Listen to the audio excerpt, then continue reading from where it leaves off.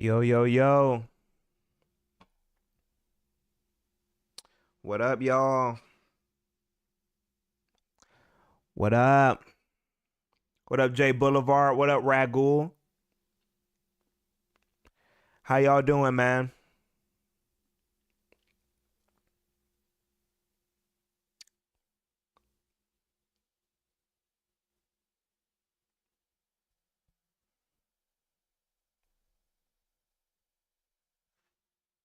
Gonna wait for some more people to roll in.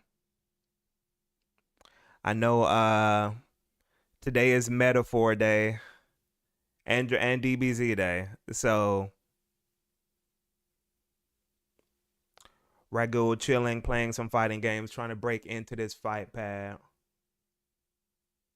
That's fire. That is fire. Wait, what games you play? What games you play, Ragul? Happy Metaphor Day indeed. Yo, after playing the demo and being away from it for a while, I actually I thought I was going to be playing DBZ a little more, but being away from the demo from the Metaphor demo, I found myself thinking about, man, what's going to happen next? I found myself thinking about that game. I was like, "Oh man, I wonder what is going to happen in this story." So, I'm probably gonna go a little hard. I'm probably gonna go real hard on Metaphor, harder than I thought. Accent Core plus R, NEKOF, Third Strike, and MVC2. Oh, okay. You're old. You're real. Those are the real fighting games. Those are for real fighting game players. Oh, Jay, you started. So you already got back into it. How many hours you played of Metaphor, Jay? Ace Thunder, what up? How you doing? When I specifically was a kid. Next question. Hey, that's a valid answer. That's a valid answer. Accent Core, by the way, Ragul, that game, when I first played it, it was tough. Mr. SU, what up? What up? What up? Oh, yeah, I got to have my jank and unblockables in my fighting games. Yeah. Octo Mammoth, what up? I'm with you. Haven't gotten on DBZ yet, but I'm counting the minutes till I get off work and start Metaphor. Yeah, I didn't expect the way Metaphor started, by the way, because we still got some time. People are still rolling in. I don't know if this is going to be one of those days where everyone's just playing games, because a lot of stuff is out right now. So, uh, but the goal is to be consistent. So I'm gonna be here most Fridays. Oh, thanks for the follow, Octo. Thanks for the follow. Thanks for the follow. So I'm gonna be here every time, no matter what's out. But we do got to get through a couple before we get to the main topic. We're gonna talk about a couple things that happened this week. But J Boulevard, I cleared the first dungeon. That's all. Just did the social link stuff and beat the dungeon before I tapped in here. Wait, are you talking about the first? Because I beat the demo. Are you talking about you? There's another dungeon after the demo dungeon. You mean? And ZD0G119 90s 2000s are close. And what up, ZD? Driz, what up? How you doing, man? How you doing?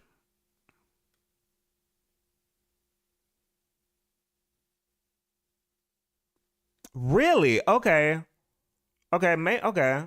I'm gonna jump back in tonight after the stream. I'm gonna jump back into Metaphor. Also, by the way, I'm very tempted. I'm very tempted to just because I know I might take longer with Metaphor than a lot of people. So, no, Driz, we're talking games because here's the thing. Here's my philosophy with streaming right now.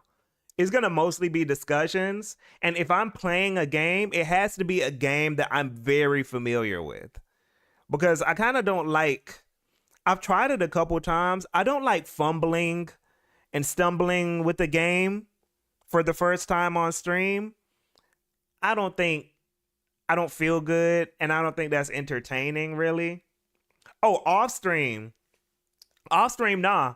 I'm getting into Metaphor, man. I thought I was gonna be like charged up for Sparking Zero, but for some reason I've just been thinking about Metaphor. I've just been thinking about Metaphor. So so yeah, that's what I'm doing after the streams, Metaphor. But Burgundy, what up? How you doing? Secret Dungeon. Okay, what's going? See, that's why I got to get back into playing. Well, and what's crazy, Burgundy? What's crazy?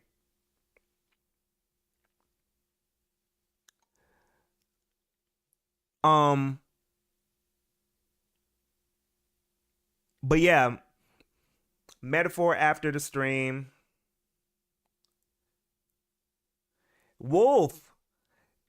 So I kind of everyone is look. I'm I agree that with everyone's assumption that I'm gonna be Team Sparking Zero tonight. But y'all, I'm on Metaphor tonight. I'm on Metaphor. I'm on Metaphor, Wolf. It's high key the opposite for me. I got energized by Sparking Zero, but I'm gonna save Metaphor for later on. Oh, Burgundy. Okay, that's what I was about to say. So I'm very tempted because I know I'm gonna take longer with the Metaphor for like longer than most people. I'm very tempted to just play Metaphor until the price drops for Sparking Zero. Because Sparking Zero is one of those games where you know they're gonna start doing deep discounts pretty fast. It's one of those games. So I'm tempted to be like, okay, Metaphor is how long? 80 hours? And so that's probably gonna take me 4 weeks or something. So by the time Slayer, thanks for the follow. Appreciate you, man. So by the time I'm finished with Metaphor, it's probably gonna be Sparking Zero might be 30% off or something. And then yes, Driz, that's also what I was about to say. Black Friday coming up. Black Friday coming up. Yeah, play it till the price drop instead of kind of go. And also that means I'll beat Metaphor faster instead of going back and forth between Sparking Zero and Metaphor. So that's kind of the strategy I'm thinking right now. That's kind of what I'm thinking I'm gonna do, but we'll see. It depends on my mood, and it also depends on if Metaphors start lollygagging like a lot of JRPGs do. I might be like, okay, I need to get on Sparking Zero.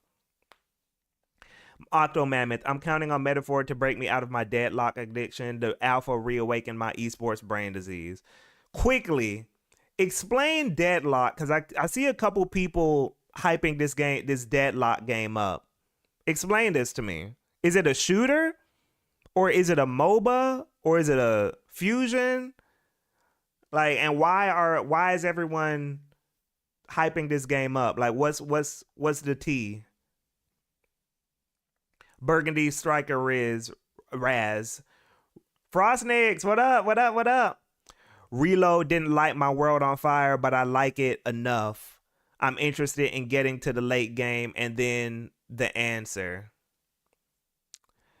Yeah, Reload is obviously not going to light your world on fire because it's Persona 3. It's Persona 3, so there's only so much you can do to improve that game, really. Octomammoth, it's both. It's a MOBA in the form of a third-person shooter or vice versa. Mr. SU, this is the first time I'm hearing of Deadlock. Okay, yeah. I guess Deadlock is Valve's new game. They're trying to, so I guess that's going to be the next big thing is Deadlock. RJH, what up? What up, man? What up? The regulars coming through. I have a hard time recommending it to people, but I was heavy into MOBAs for a long time, so it's my shit. Okay. Frostnix, Deadlock is fun. Yeah, I've been seeing you talk about it a good bit too, Frostnix. Yeah, so it seems I need to look at footage one of these days.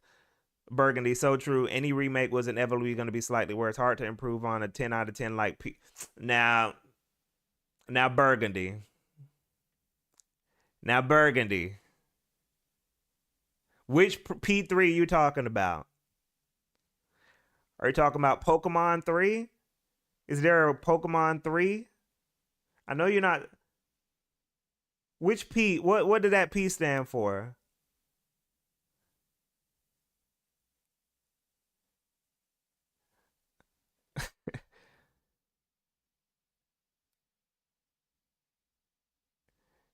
What does that P stand for? Pokemon? I didn't know Pokemon had numbered sequels. That's the only. Oh, so you talk. Oh, okay. P3. I get it. So what was the Pokemon Ruby and Sapphire? Okay, Pokemon Ruby and Sapphire, because that's the third generation of Pokemon, right? So I feel you. Pokemon Ruby and Sapphire is peak. Yeah, yeah, yeah, yeah. Pikmin 3. That's right. He's talking about Pikmin 3. Wait, no, he can't be talking about Pikmin 3. We slander Pikmin here too. No. No. Don't sneak that in there, Wolf. FES is Emerald version. Okay, y'all. Valve made it. Man, Valve's new releases have been such sleepers. Yeah, and Mr. SU, like, it's in alpha, I think. Deadlock is in alpha. Ragul, Metaphor seems like it's going to be huge. I want to jump ship and get it, but I'm still playing through SMT3, 4, and DDS. Oh, man, Ragul, you are... Now, that's peak. Y'all want to see real peak? He talking about SMT3, 4, and DDS. You about to go on a generational run right there. And Driz, you said something about Metaphor reaching 1 million on launch day. Yeah, you know the interesting thing with JRPGs. Yes, we slander Pikmin here. But with JRPGs, they're very front loaded. So, but Persona or the Persona fan base, the Atlus fan base is very rabid. So I think that 1 million in the first day is most of the sales. Like, I think all the, put it like this, anyone who's the type to play Metaphor is probably a dork. It's probably a nerd. So we're gonna get it on the first day. So that's what I think is happening with Metaphor and why it sold so fast, because like that nerdy crowd are the type of people to get stuff on launch day. We slander the Jay Boulevard. He's gonna have to block his mod in a second. Okay, no, these are the games we slander. These are the games we slander here. Persona 3, Pikmin 3, and Journey. And Driz just reminded me, we also slander Klonoa. Those are the four. No, we don't slander Klonoa. We slander the Klonoa fan base. We slander the Klonoa fan base. Yes, Driz, exactly. The people is the people.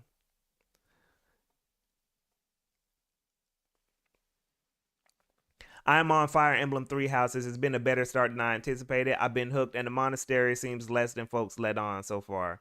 Yeah, the thing about Fire Emblem Three Houses, for me, I enjoyed the game enough, but for me, I had to be realistic about why I enjoyed the game. I just want to play the battles. I don't care about the relationships and the social links or the story. I just like the tactical combat. So I'm skipping cutscenes. I'm just like pressing A on the monastery stuff and the teaching stuff and all that. So yeah, Fire Emblem Three Houses, as long as I played it in the for the reasons that I like the game, I enjoyed it enough. Also, that game is very, I'm not a graphics whore, but that game is not pleasant to look at.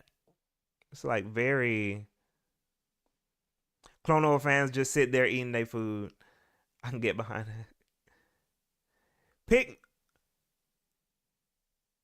Oh no, I'm sorry, Mr. SU. Pikmin 2 is not safe. I apologize. Let me clarify. We slander Pikmin in general. We slander Pikmin in general. I apologize. I had to correct that. Pikmin in general is getting slandered. So 1, 2, 3. What's the one that they had on mobile? Was it Pikmin Go? I don't know what it was. What's the one they had on 3DS? We slander all the Pikmins. I'm sorry. I apologize. The monastery is what makes or break Three Houses for me. If they took out I didn't hate the monastery, but if they took it out, I'll be like, okay, whatever. I wouldn't miss it. I wouldn't miss it. Mr. SU, you're gonna have to justify. Okay, we got a couple more seconds before we start the discussion. But look, and before we start the discussion, this is why I slander Pikmin. Look at they're very tiny. Everything is so tiny on the screen, and it's just boring. Like you're just walking, you're just running around, picking up stuff. Who cares? Like, why am I running around picking up stuff? And then like you Pikmin, you gotta call them back, and what's going on? I don't know it's just boring. So that's it. That's all I got. That's all I got. Does that explain everything? I hope that made everything clear.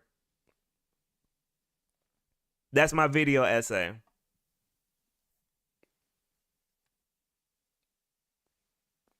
Pikmin Bloom. Okay. Yo, Pikmin with bullet. Oh, the time management. Okay, like yeah, you managing your time and like okay,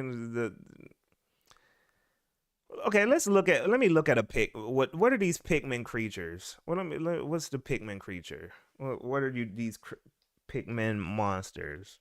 Let's see. Let's look at this thing.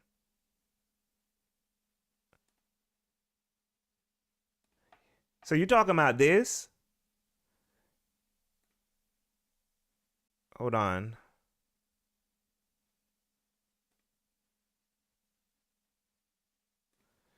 Because I don't see anything.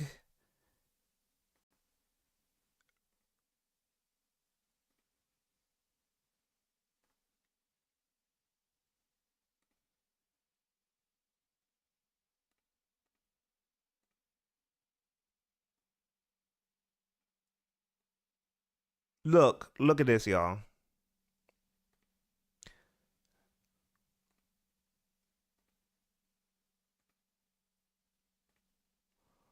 This is the monster he's talking about. This is.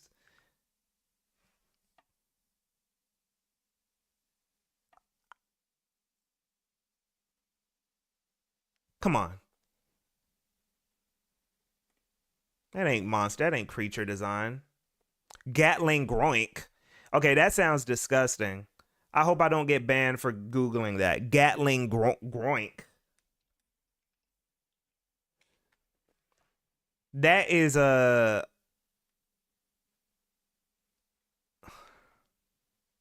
That is a scrimblow ass name. Okay, y'all. Here's Gatling Groink. Here's Gatling Groink.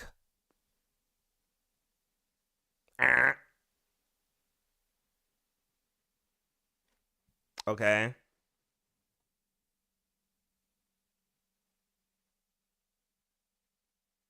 Oh, Heavy Wings, what up? I've been meaning to start FF7 Remake. Played the OG FF7 earlier this year, and I want to play Crisis Core.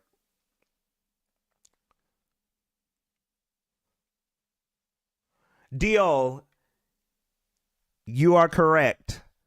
I played the intro for 1 hour, and I was like, nah, this ain't it. This ain't my vibe. I'm not gonna like this. I don't think I'm gonna like this.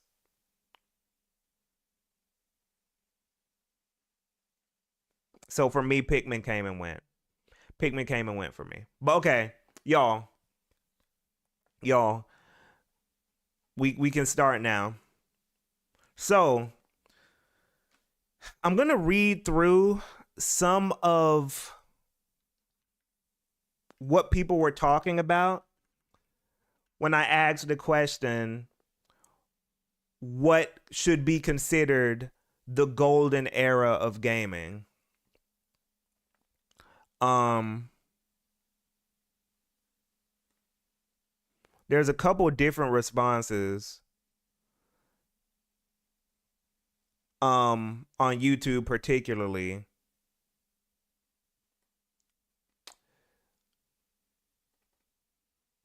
So, first of all, should we go by just decade? Like 90s, 2000s, 2010, or should we choose time periods? Cuz that's what someone was suggesting on that's what one person was suggesting right here.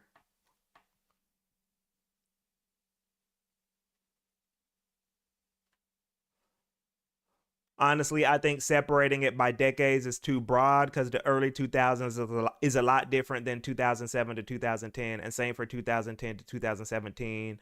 You get what I'm saying? I guess like time period. Okay, so you have there's several ways to look at this, right?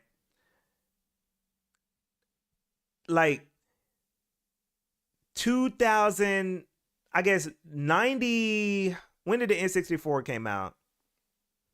95.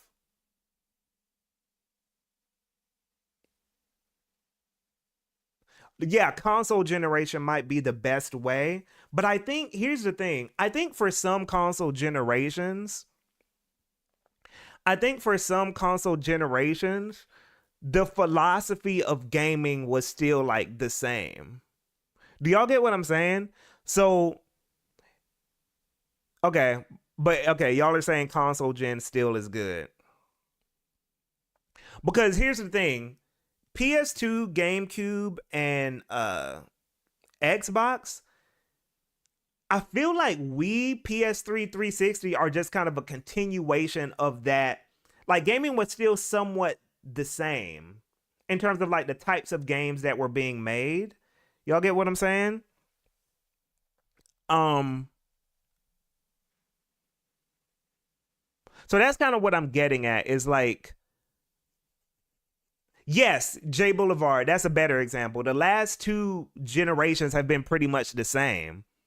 So I don't think anyone would make a hard line of 2020 to now.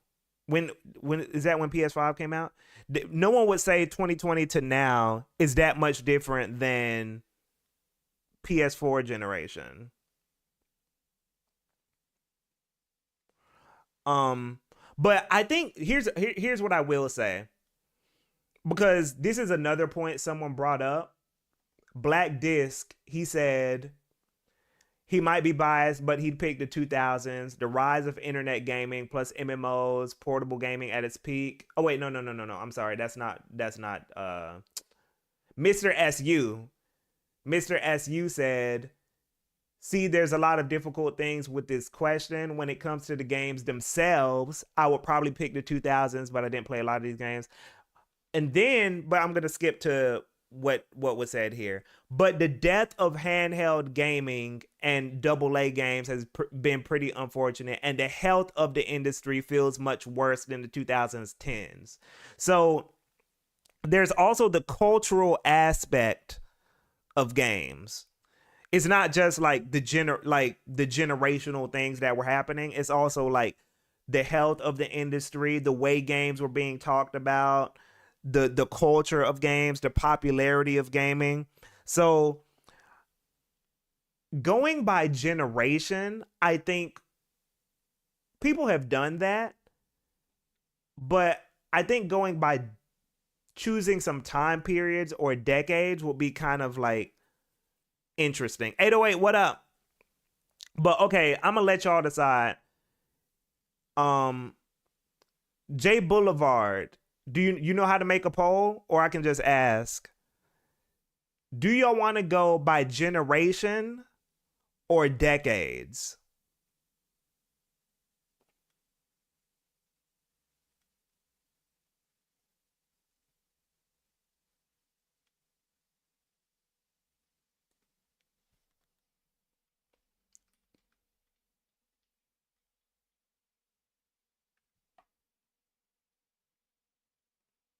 You want to go by generation or decades?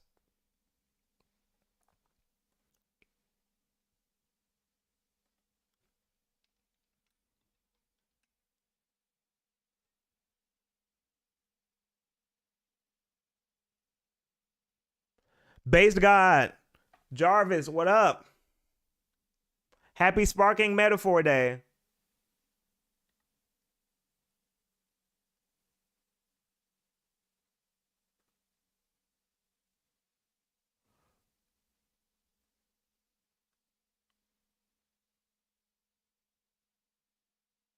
Okay, let's go by decades for now. Let's go by decades for now. And we can go by, yeah, let's go by decades for now. Um, so let's start with the 90s. Let's start with the 90s. Yeah, that's a good point too, SU. That's a good point. Let's start with the 90s, okay?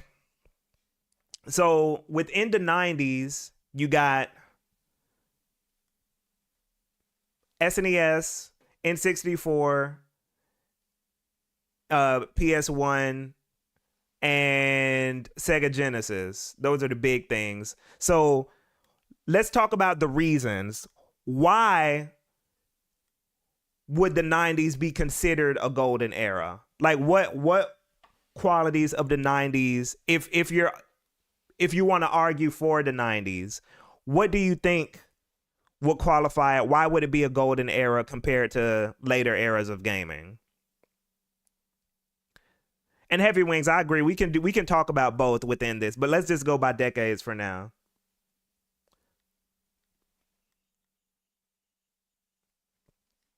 The 90s, yes, Ragul, that's the first thing. That's probably that okay, this is probably one of the strongest cases for the 90s as like a golden era. This was the time period where gaming was evolving the fastest. Eclipse, what up, man? Becca, what up? But yeah, the 90s was when the gaming was evolving the fastest. You got SNES 2D era, Sega Genesis was still going on. Then the N64. And then it was just a radical, yes. Strong rise in console. Handheld. Handheld. That is true. Yes. Now, here's another thing I want to ask y'all. Bruh. Okay, Heavy Wings. Heavy Wings. SNE. So, okay, y'all. Man, now I'm getting excited. Now, here's the thing.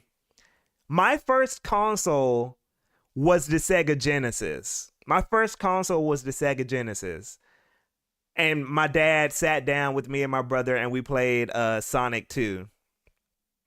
Bruh, when I tell you that journey through the 90s as a kid, experiencing video games, that was a wild ride. Like when Super Mario 64 first came out, everyone was like, oh.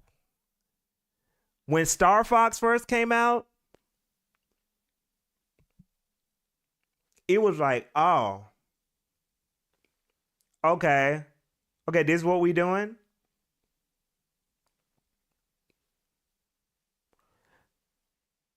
Mr. SU, Sonic 2 gave me trust issues as a kid. Played it through Wii Virtual Console.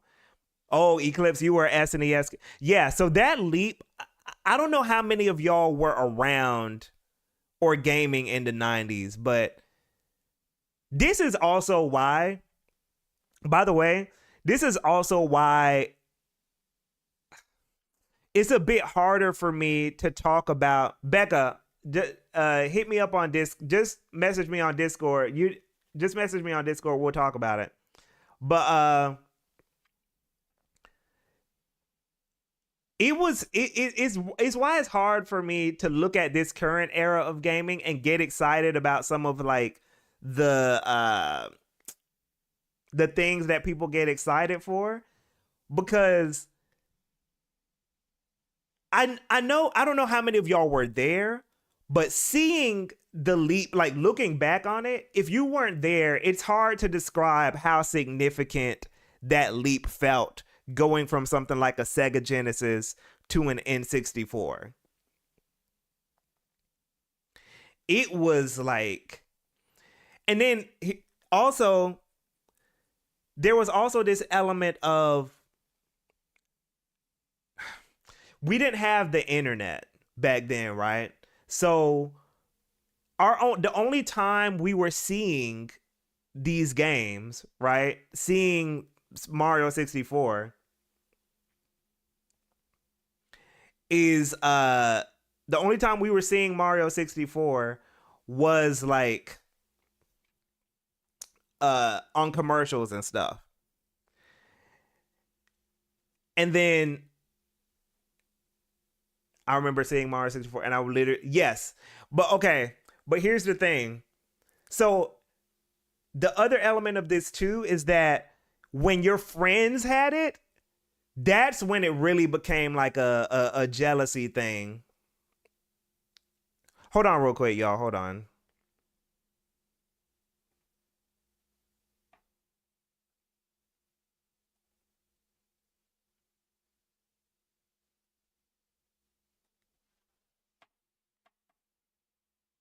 Hold on.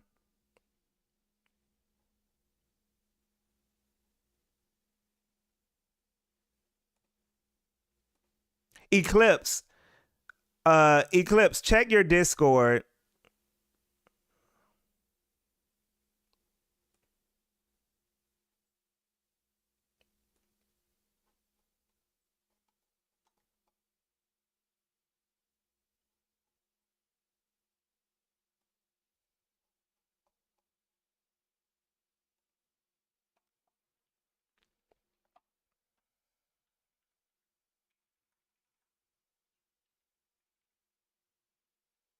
Or Eclipse, message me, because I can't find, I don't know why you're not on here.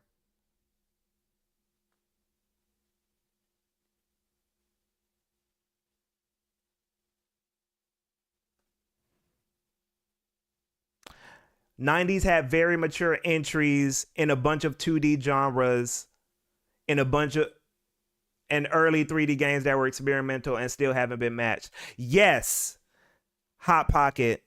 Especially stuff like, see, that's the other thing too, because I kind of have a blind spot for like PC stuff. I kind of have a blind spot for PC stuff, but there's also that renaissance that happened. Ragul, the marketing for games back then was on a whole other level as well. Yes, 1000%. Um,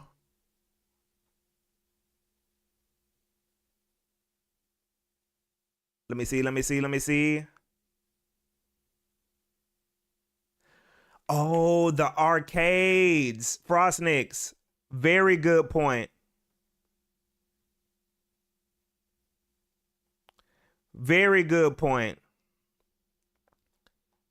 But yeah, and then here's the other. So then I'm gonna ask, what about the '90s?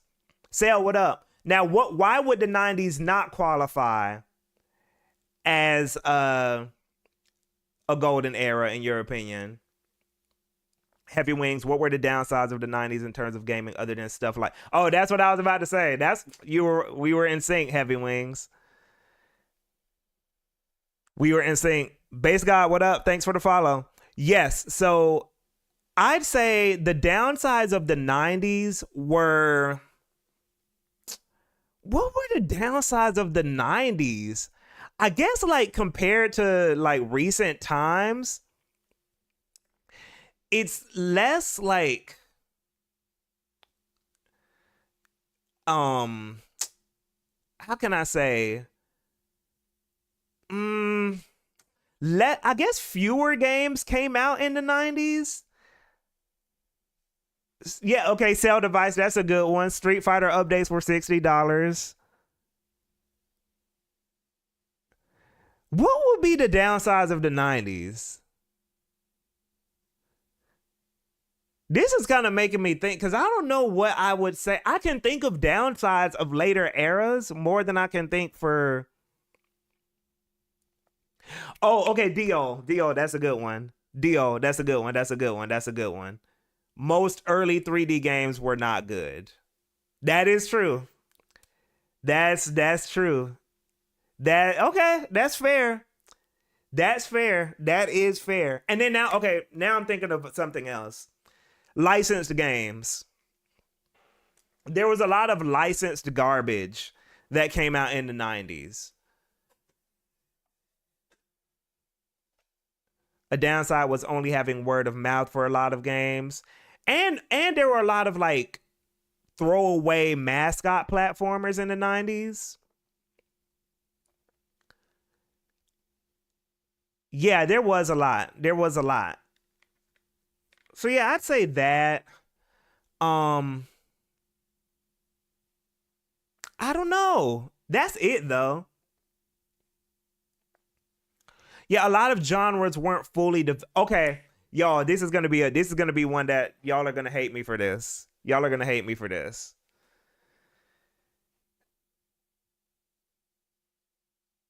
JRPGs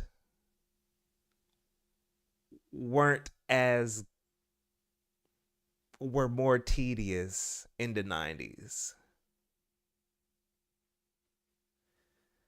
I think you can kind of apply this to a lot of other genre, like a lot of other genre. There are some genres that just weren't fully developed in the 90s.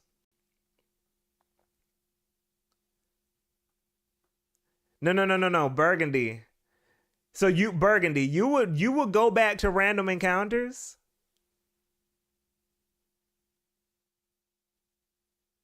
I would not go back to random encounters personally. I y'all can and I love look, I my one of my recent videos I talked about how much I love SMT1. I love Persona 2. JRPG JRPGs back then were often designed more like puzzle adventure games than how they would be later be designed.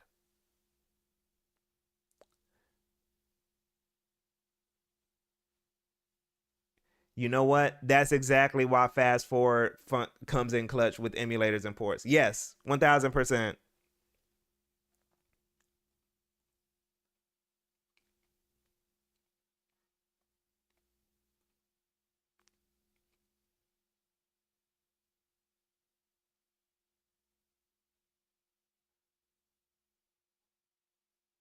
PS1 era JRPGs were too in love with their long animations. SNES era JRPGs are much better. Also, random encounters are good though. If the frequency is too high, then yeah, it's tedious. Yeah, I might be just coming from an SMT perspective because encounter rate is very high.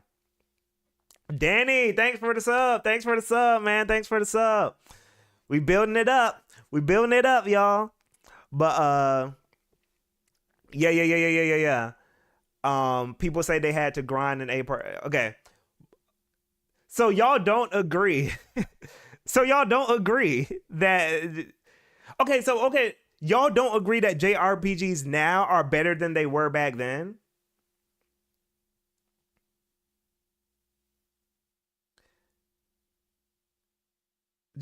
I feel like they're better now. Like, how has no game copied Pokemon's random encounters? Pokemon might be one of the better games when it comes to encounter rate.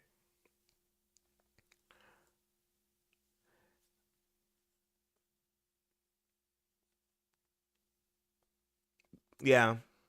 Here's the other thing too. This is another thing, and then we're gonna move on to the. And I'm gonna write some of this down. But here's the another random thing about JRPGs back then that I think it's kind of subtle, but it's kind of hard to notice if you're not like a freaking nerd. Thanks, Jay. Thanks for gifting the sub, man. Um, but here's one thing I think is hard to notice. Walk speeds back then also were kind of like walk speeds contributed to the tedium of JRPGs back then. All right, Eclipse, be safe. If you notice, like, you move faster in JRPGs now. So that little, it seems small, but sometimes when I go back, I'm like, oh, that's why this feels like this. Because it's like they made you walk so slow. And there's no running, there's no sprint, there's no running thing. Like, yeah, Pokemon even had to make you unlock running. Earthbound had to make you unlock a bike. Like, that was a mechanic. And not every game did that. You know? Like, but now walks, no one thinks about like, oh, you're walking too slow.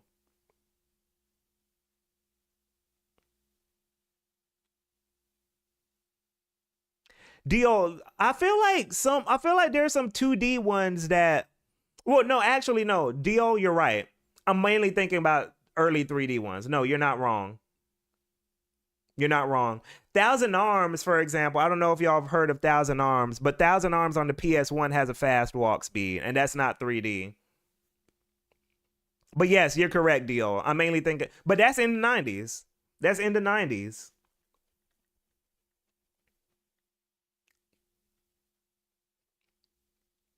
So, okay. 90s had,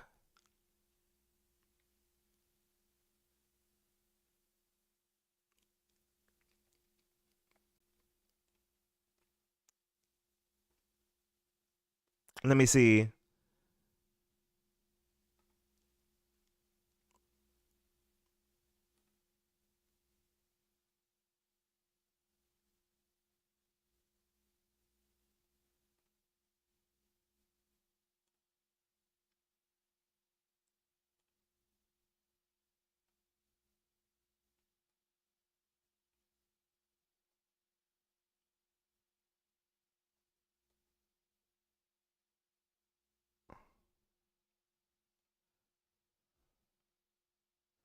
'90s had Fast Evolution, right?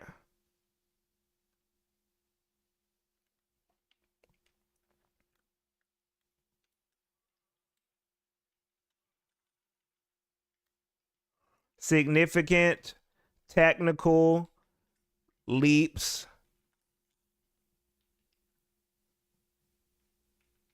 What else did we say?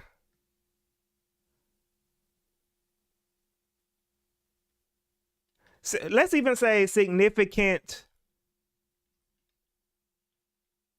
mechanical innovation, most significant mechanical innovation.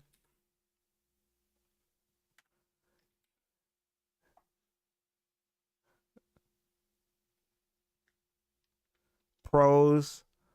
And then what else? Handheld. Handheld. Rise of handheld gaming. Even though the Game Boy is kind of like,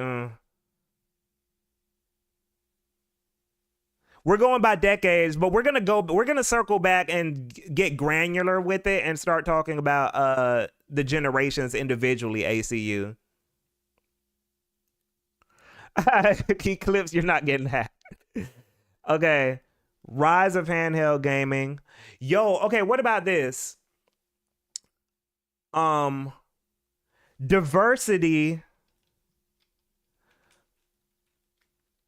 console diversity, because when you think about now, all the consoles are pretty much the same, but back then you had like Sega Genesis was different from the SNES, and that was different from the PS1. N64 was different from the 32, like that kind of thing. You had the Game Gear and all that kind of stuff. So, yeah, that's what I was about. So let's get to the cons. Early handheld games, not great. Can we? Oh, yep. That's a good one. Budgets were under control.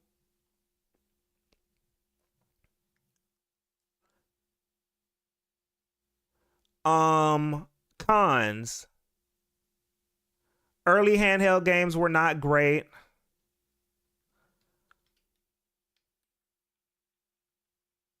Licensed garbage. Licensed game garbage. What do y'all think about the oversaturation of like genre saturation, like platformers? Would that count or no? Or is that just a trend? No? Y'all want to count that one?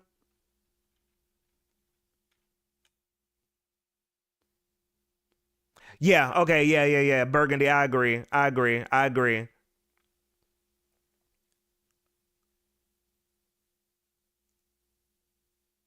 Yes, okay, that's true. That's true, Burgundy. But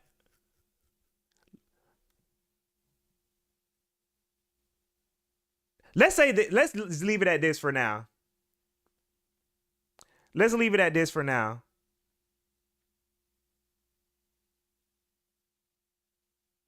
Let's leave it at this. Y'all think this is good? Anything else?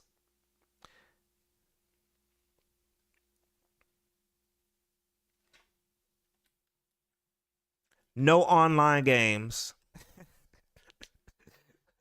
Can we put that there? Is that even fair? No online games?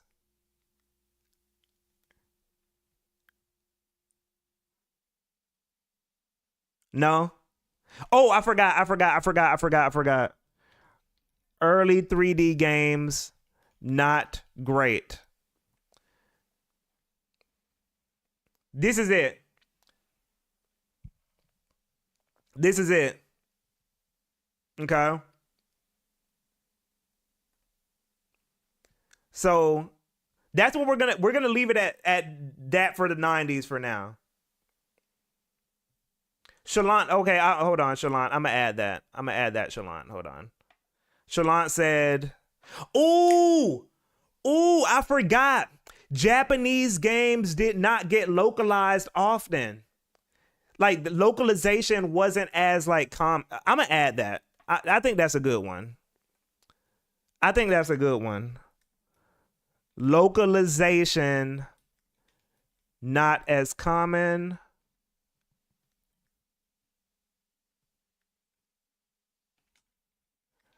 as it became later."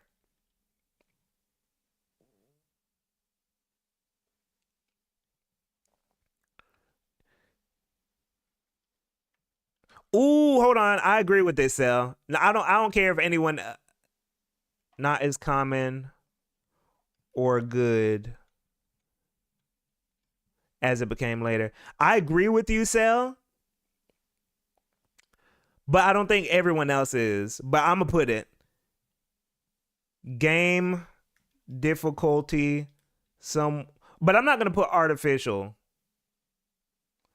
Games handled difficulty poorly. I agree with that. I didn't like the I don't know if y'all played The Lion King on Sega Genesis, but that game's difficulty was ridiculous. That I didn't like that. That Lion King game was like insane. Of and as a kid, I only got to the third level before I was like, okay. Okay, hold on, Frostnix. I'm gonna add that.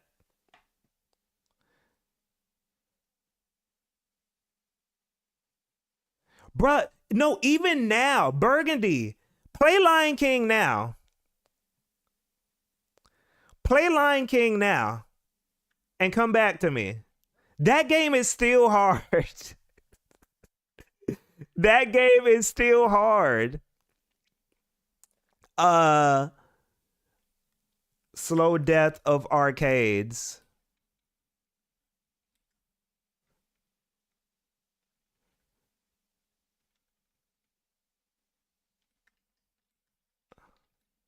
That Lion King game was ridiculous, man. To be fair, the developers stated that they made it difficult for those who rented the game so they can keep renting it. Ooh, I got one last one. One last one. Controllers not fully developed. What you got, Burgundy? What you got?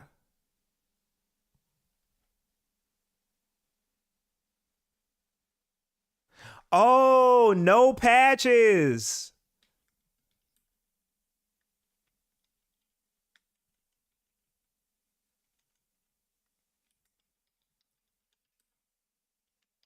Okay, this is good. This is good. This is good. This is good. This is good.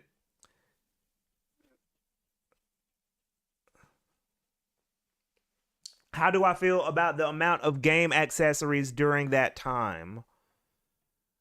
Um, hmm.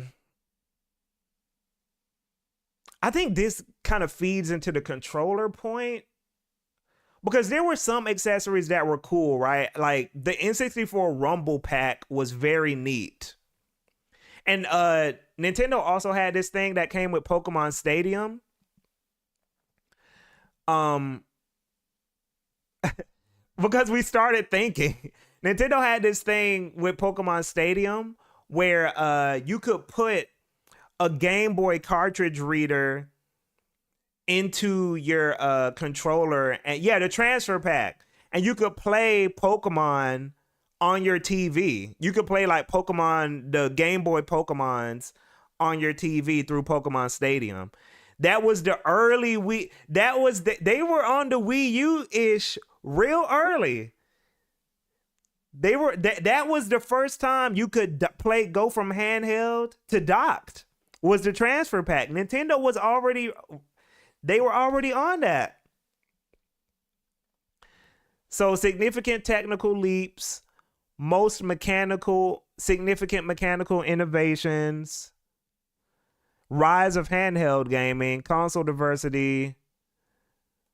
We got to add a pro because this is looking bad for the 90s. This is looking bad, actually. I wasn't expecting this. Early handheld games, not great. Licensed game, garbage. This is not what I was expecting. This is not what I was. I was not.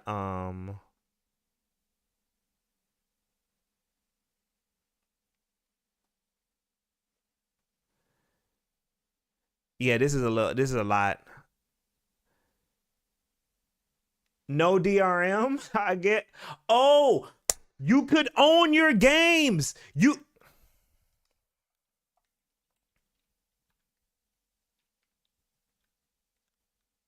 Let's add that. No DRM. Game ownership.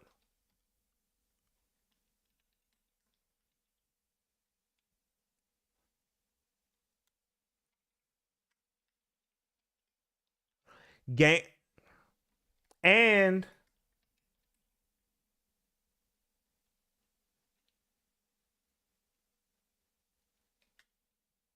games would work without day one updates.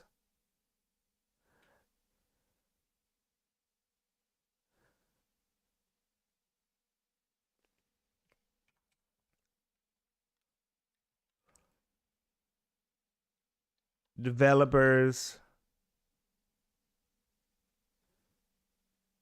Evil Lucario, no. And what up, man? Yeah, no, PC games don't always have DRM. Developers took more risks. But this is going to be one that, like, this is going to be a tricky one. This right here is kind of a tricky one. But also, I think, actually, let's take this out. Because this feeds into, like, this. This feeds into this.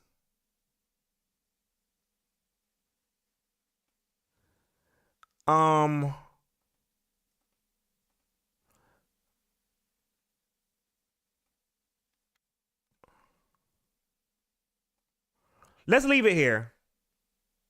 Let's go to the 2000s, and we're gonna come back. We're gonna come back to this, but all right, Eclipse, be safe, man. Glad you survived Hurricane Milton.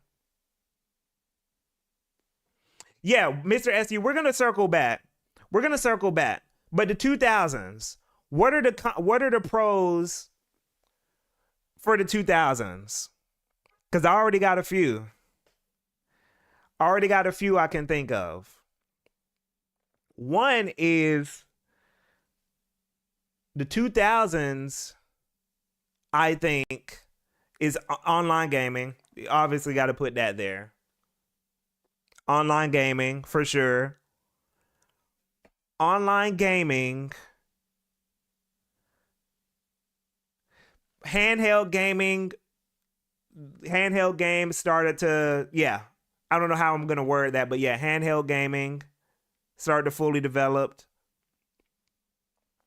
Ultimate blanky generation. Ultimate blanky generation. For sure. Close to realistic graphics and a strong sense of fundamentals of design thanks to works. Yes. Phone games. Okay. Y'all are already. Yeah. Honestly, the more y'all talk, the more I really think like the 2000s might win. The 2000s might actually win because a lot of stuff happened in the 2000s. A lot of stuff happened then. Pros. What'd y'all say? Online gaming.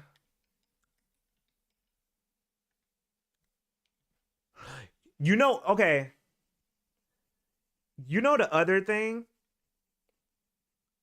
I don't know if we could put this as a pro, but there were still significant technical leaps happening in the 2000s. There were still technical leaps happening.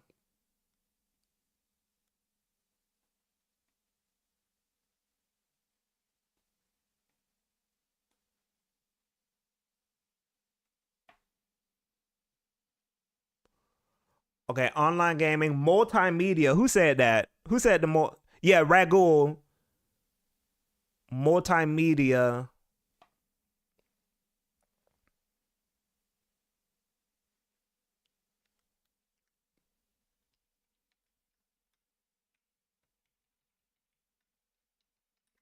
Multimedia console features. Refinement of 3D gaming.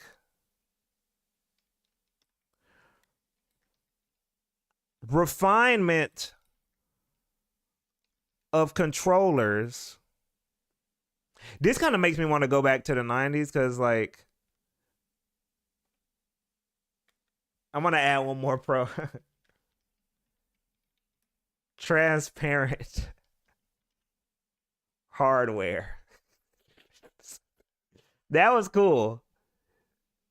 That was a vibe. Y'all remember that? I still sell the shells for the Switch and stuff. But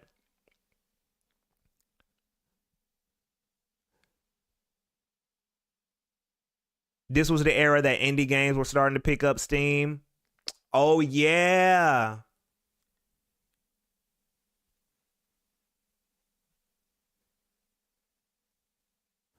I may have a con for the 2000s. I read.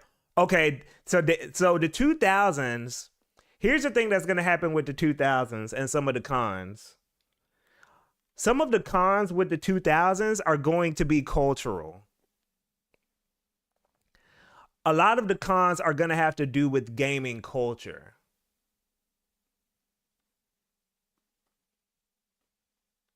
I'm gonna have to move this to the. How do I do this?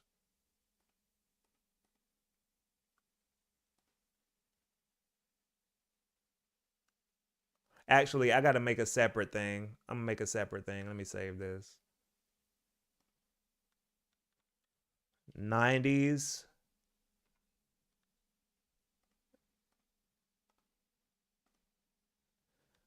Okay.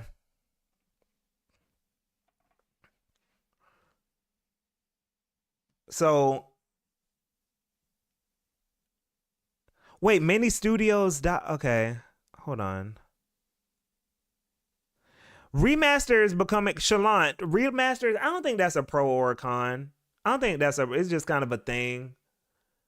Online gaming, multi refinement of controllers, refinement of three cons. Who said yeah, 2D games being looked being stigmatized.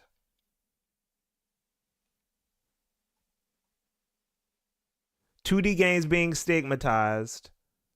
I'm trying to think of other pros.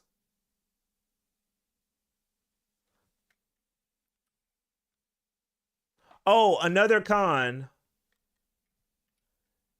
Death of Sega console division.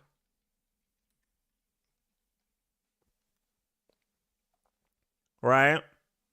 That's an obvious one. Death of Sega's console division.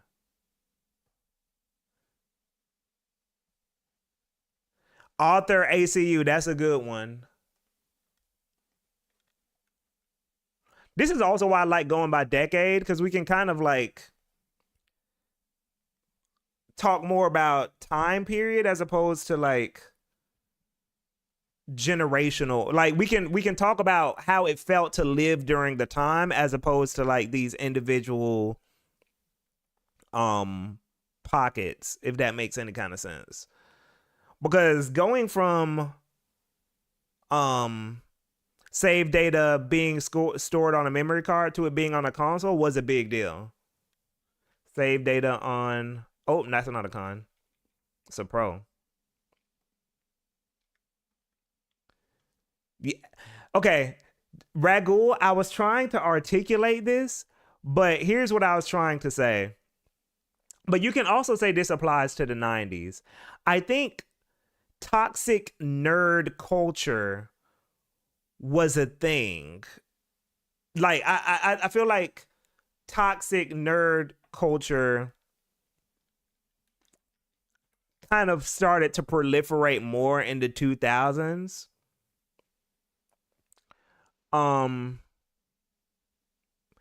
But I don't feel like it's as bad as it is now. But I think that's kind of when like some of those seeds were being planted. So when you think about like the racist jokes on G4 and stuff like that, that is how people thought. Um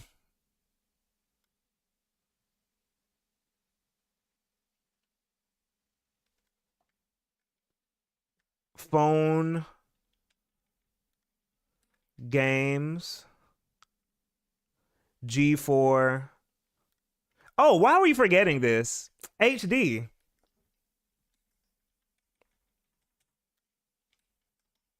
Duh. HD. I know some people. I think more people will probably be aware of this leap, but going from standard definition to HD was a big deal. That was like I'd put that on the same level as it's not on the same level as going from 2D to 3D, but it's on the same level as like going from NES to SNES. Like it felt like that. It felt like that. More localizations. Yeah, Author ACU. There were so many people during when HD started to become a thing. We're gonna Danny, we're gonna put the DVD player thing um multimedia in the multimedia console features. Oh, Holden, what up? And yeah, explosion of open world sandbox. Not sure. No, I'd say that's positive. I'd say that's positive because also rise of open worlds. Man, this was a crazy time. This was a crazy time.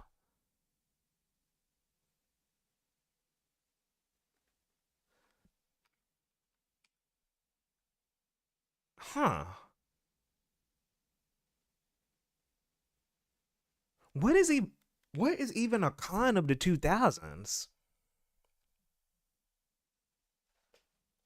Many studios died. Let's put that there for now. I'd have to think you got to tell me which ones you're talking about though, RJH, because I wasn't that tuned into that side of things to compare it to now.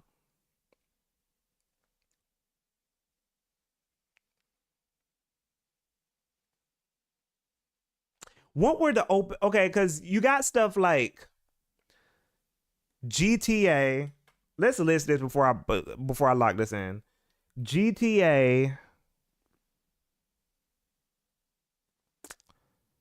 Um,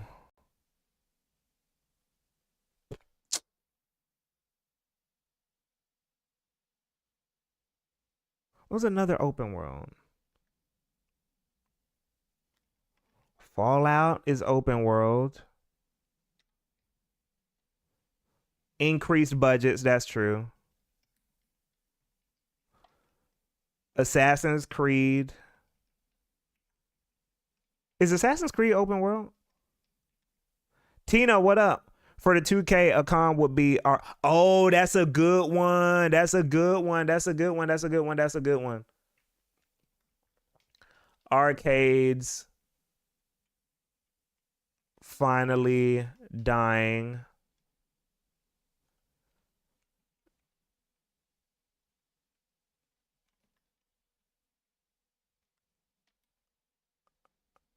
Um,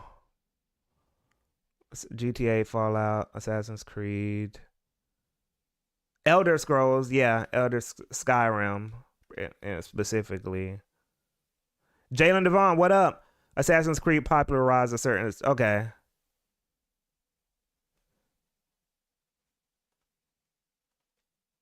Oh, why did we forget that? Yeah, you're right. Heavy Wings, handhelds becoming more refined with Echoes. What up? With the DS and PSP. So online gaming, man, this is a lot. This is a lot.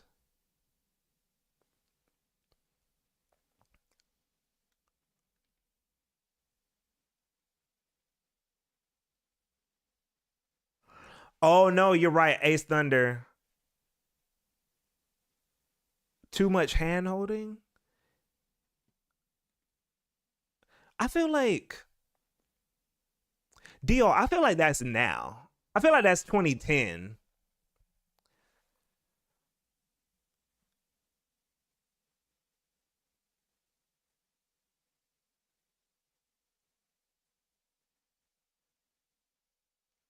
Did it work, J Boulevard?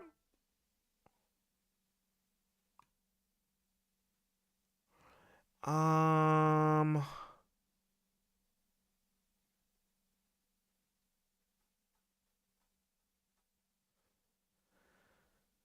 like handhelds reached a point where some publishers could legit do at least a watch. Yeah, yeah, yeah, yeah, yeah, yeah, yeah.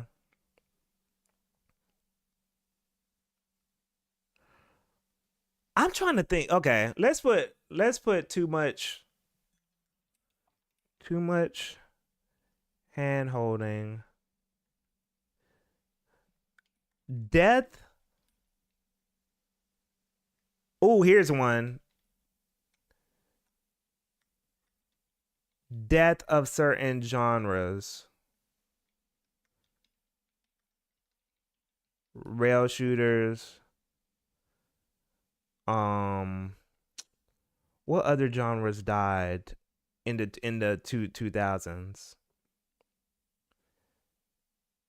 Um,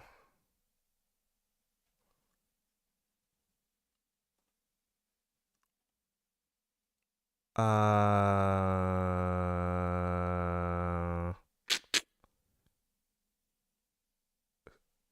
why am I drawing a blank on this?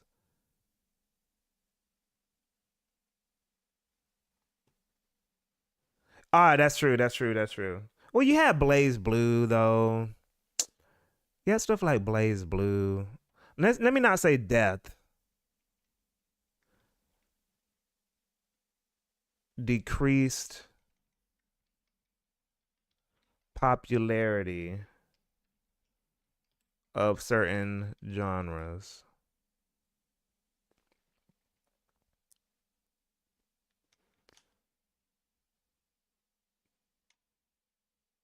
Yeah, so I'm not gonna say death. I'm gonna say like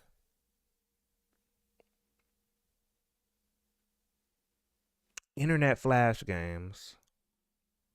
Oh, that is true. I'm gonna add that. Frost Snakes, you're adding some you're adding some unique ones. Cause this is the stuff I'm thinking about. Um this is gonna be a weird one, but also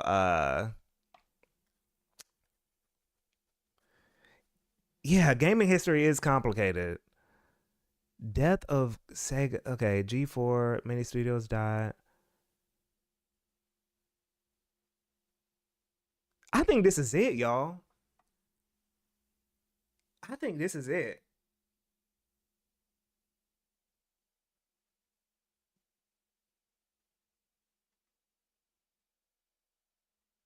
Yeah, I'm just gonna say decreased popular. This kind of covers that, Jalen, because I don't want to lean too hard.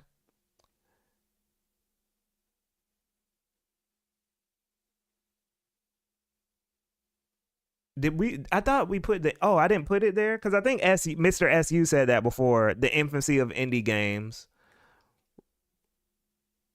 Yeah, the 2010s are about to get demolished. Somebody said motion controls. I'm not sure who it was. Introduction, but I like that introduction of motion controls. This is good. This is good. This is good. But what we're gonna do too, because right now we're talking about like things. Eventually, we're gonna circle back. We're gonna keep these up. But what we're gonna do, we're gonna go to the 2010s, and then we're gonna circle back, and then talk about the specific games, and then compare the games to each other. Right? So I'm gonna save this.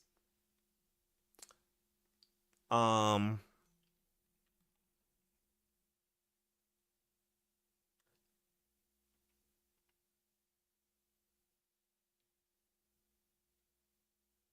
I'm gonna save this, and then we're gonna circle back and start, and then add games and stuff. Like, and compare if the games were like what eras have like the most iconic, fun, you know, the best games. So 2010s.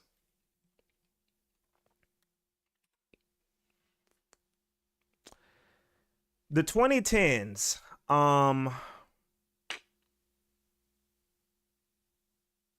What's a pro of the 2010s? Um yeah, Ragul. We'll circle back, Ragul. That's a good one too.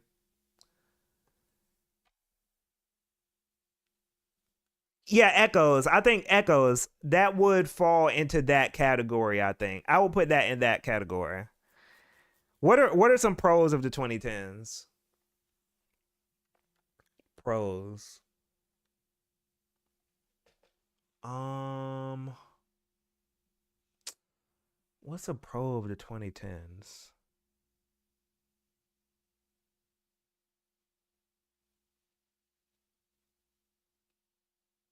Indies, indie games becoming viable, finally viable. Indie games commercially viable. Let me say that. Um,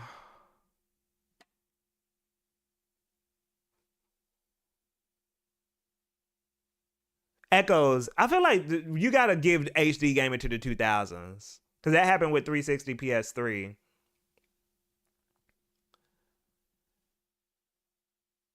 Oh yeah. Okay. Y'all are saying some good ones. What up, Game Boy Lad? What up?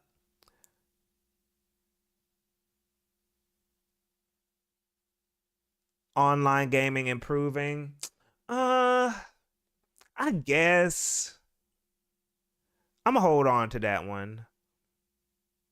Streaming. That's why we're here. Streaming is the 2010s.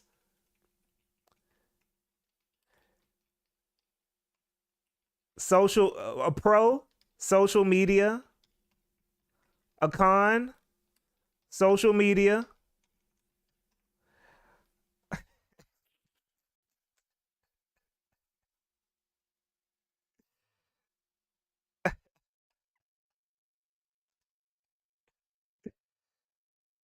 Uh, oh, yo, we forgot about E3. We forgot about E3. We should have said that for the 2000s. But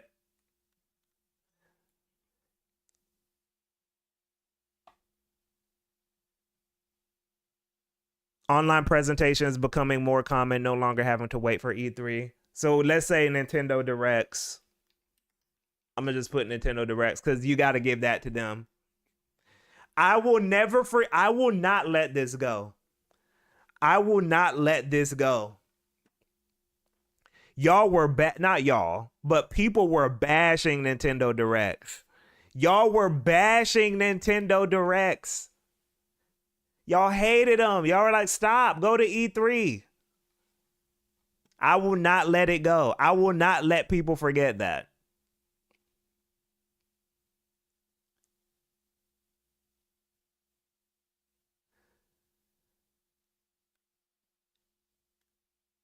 COD oversaturated. Man, we should go back to the 2000s. We need to go back to the. We're gonna circle back. We're gonna circle back, but it still looks like 2000s is gonna win. It still looks like 2000s is gonna win. Heavy win. PlayStation introduced paid PlayStation. Oh, I forgot about that. Oh. We forgot about some stuff for the 2000s. Y'all are reminding me. DLC came in the 2000s. DLC came in the. No, actually, no. DLC is 2010s. DLC is the 2010s. Cause I was in, yeah, cause I was in high school in 2000. I was still in high school in 2009, and DLC wasn't a thing. It wasn't like a thing. Yeah, I think it started in the 2000s, but it wasn't like it wasn't a thing for real. You know what I'm saying?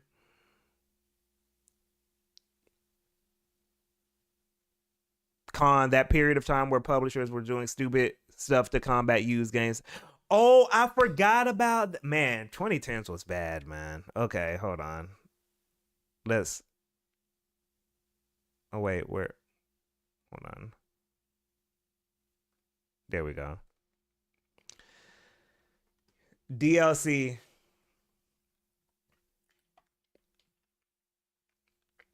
What was that thing called where they would put the multiplayer? You had to buy a thing to do multiplayer. What was that thing called that y'all are talking about? Y'all remember what I'm talking about? Like, what was that thing called? Not a season pass, but it was something. Why am I forgetting the name? Loot boxes. That's a good one. That's a good one. Ooh, ooh, y'all know a good one. Gamergate.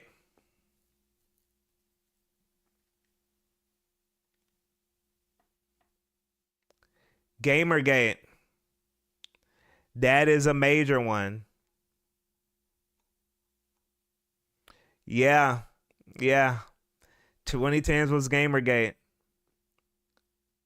Online pass, that's what it is.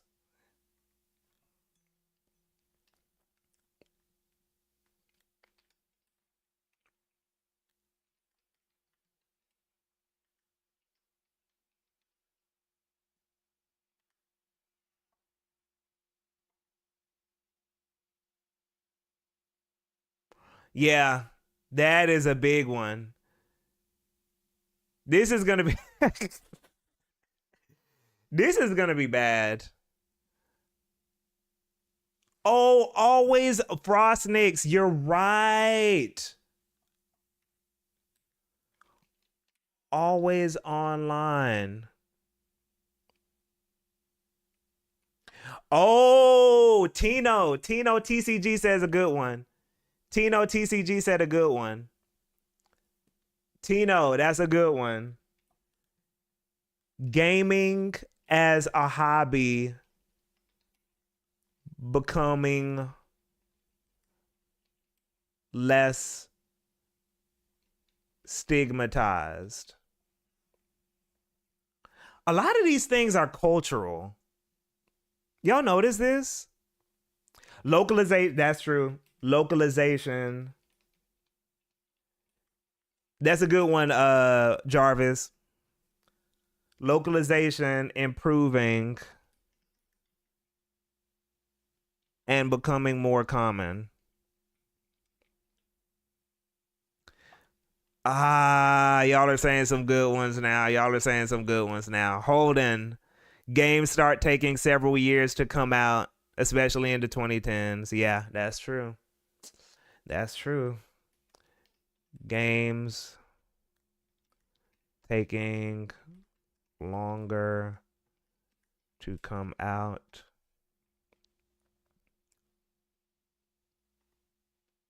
Oh wait, why'd I put that in the pro?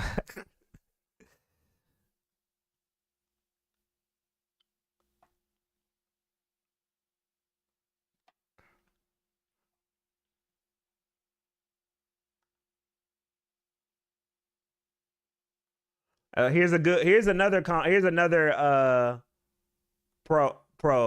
Here's another pro, y'all.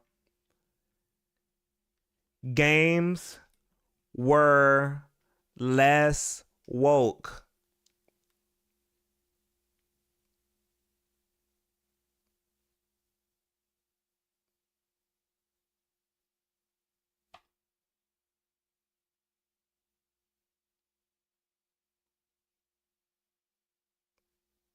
Yeah.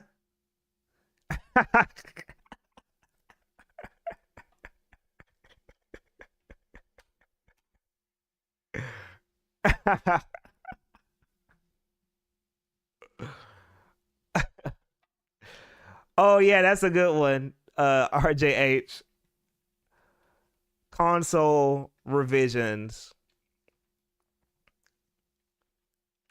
Oh, this one I don't know what y'all are gonna say about this. The Wii U.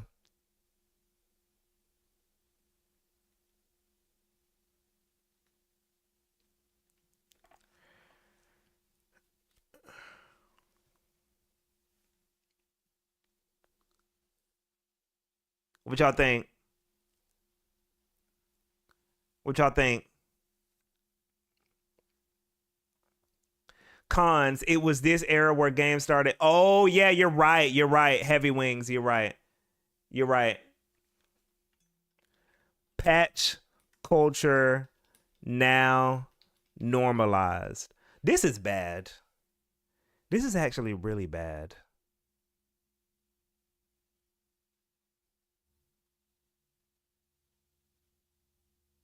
Oh man. This was not a good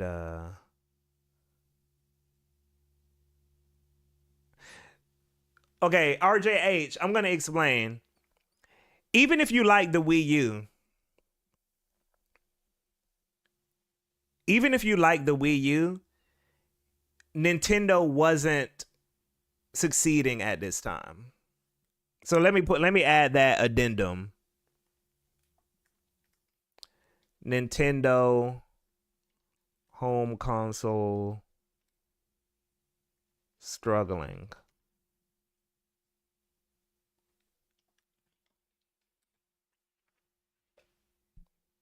So that's pretty much what I mean.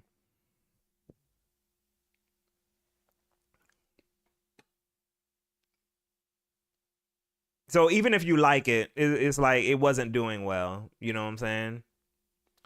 Um. Oh, Frostnix. Frostnix is definitely the MVP. More diversity. Yes. More diversity. Even not just even in the games, but even like who's playing games or who's being accepted within like gaming culture. More women start playing games, more trans people, more people in the LGBT community are able to, more black people are starting to be able to be open about like the fact that like, oh, we play video games. So definitely more diversity in the 2010s, for sure, for sure. A lot of the pros here are just cultural things. But I'm trying to think of like, and they're good. These are good things. I'm not saying these like we can't count these. But I'm trying to think, was there anything about the games themselves that got better at this time?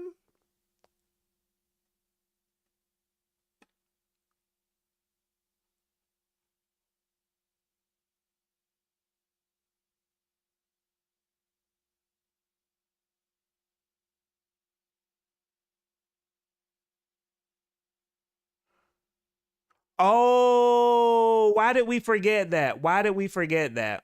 We should have said that at, well, no. Yeah, okay. Let's put that. Let's put that. Let's put that for now. But I wanted to say something else about like the 2000s. But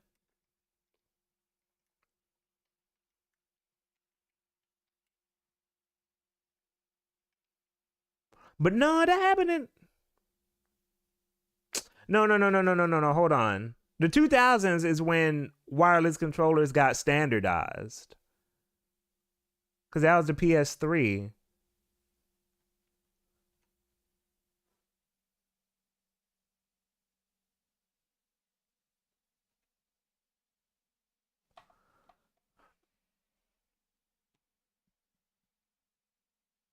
Salazar Naruto, what up? The Last of Us release. That is a for the people who like that. That is a pro. Wait, what did you say, Burgundy?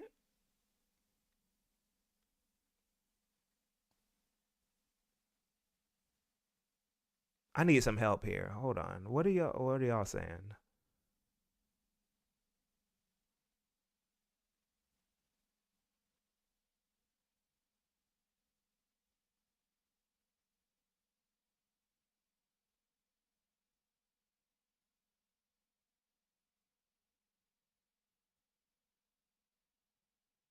Man, I don't know. What is a game related pro that happened at this time? Okay, here's the thing.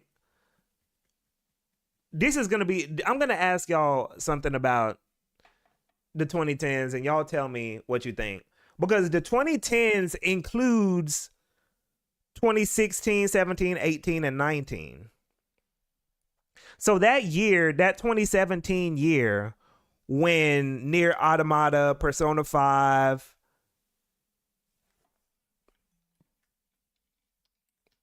Nintendo Switch. That year when Persona 5. No, we're gonna no. Here's what we're gonna do. We're gonna come back to this because I think what's gonna happen here. I think what's gonna happen here is that the pros of the 2010s is going to be specific games. Yeah, so when we circle back around and start talking about games, I think that's when we're gonna start seeing. Let's say VR. I'll add VR. Some people, but Frostnix, some people are gonna say VR is just kind of it's not there yet. But introduction of VR. Let's put that there for now. Some people are gonna say it's not where it needs to be yet. Another culture thing, but companies, specifically Microsoft, actively trying to put a stop to. Not that it really helped, but still, yeah. Should we do the 2020s or we? Should we do the? Should okay? Let's go back. Let's circle back and start talking about specific games. But do y'all have anything else about the 2010s? Because this is like it can't be this bad. I don't know. This don't even look like. I guess the capture button was cool too.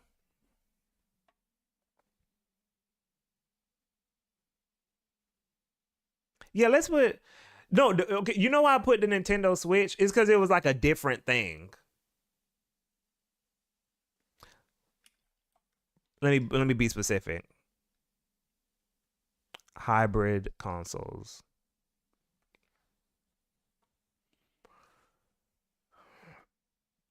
Mm,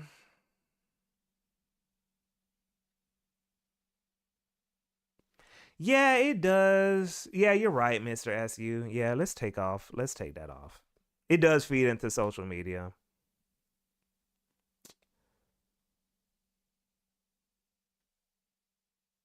That okay, Game Boy Lad. I agree with the Kickstarter thing, but that feed no, you're no, it's cool, Salazar. It's cool. Um, I think that feeds into indie games being commercially viable. Okay, let's say accessibility. Let's say accessibility. I okay, author, I got you. Accessibility becoming more prominent.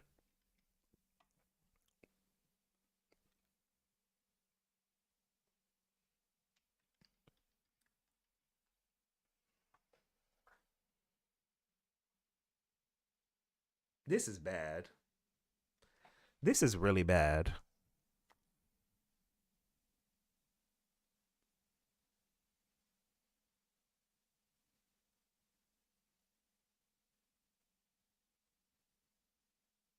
It's kind of making me like I don't know, man.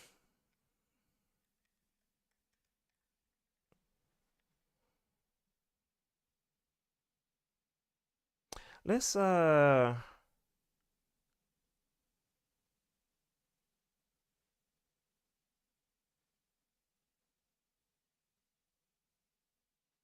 port variety.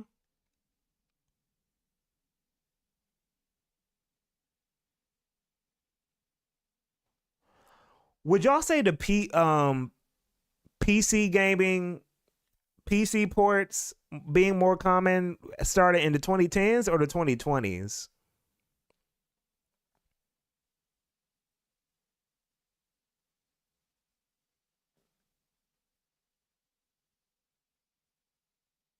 Okay.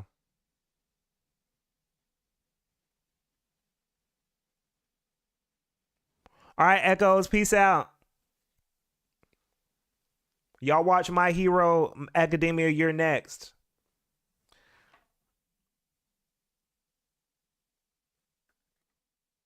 Hold on.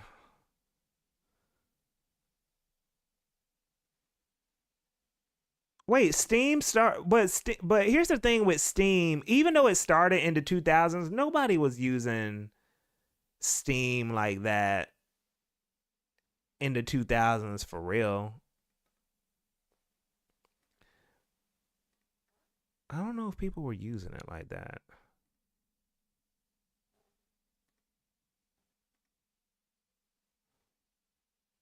Oh, it's the wrong thing.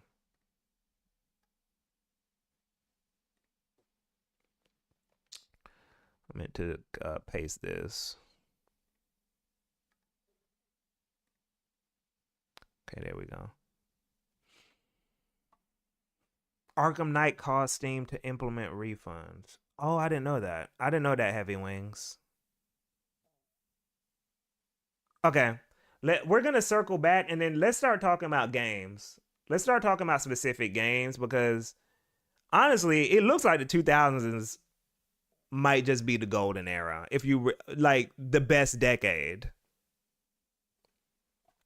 Let me not say golden era because that's a tricky term.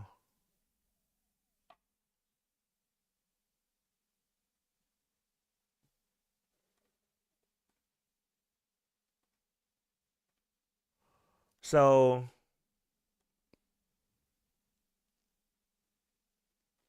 let's name the 90s games.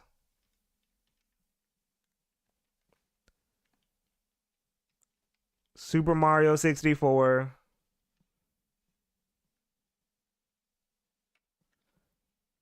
Metal Gear Solid. Let's put series.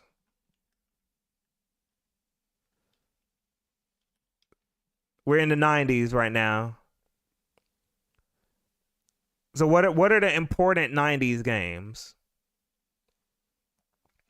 Chrono Trigger, Ocarina of Time, Pokemon.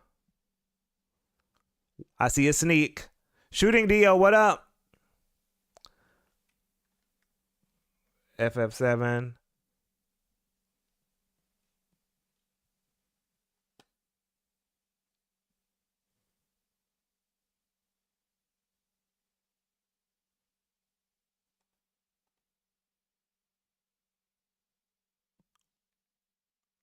I can't go. I gotta go like this. Star Fox 64, true. Xenogears, true. Who said Crash Bandicoot? Who said Crash Bandicoot? Ace Thunder. I'm gonna put you on timeout, bro.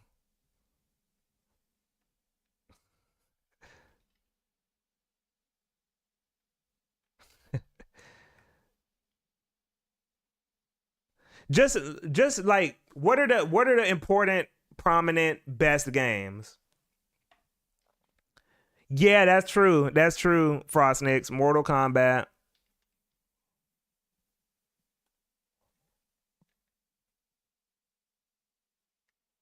We can say Earthbound. Earthbound's pretty influential.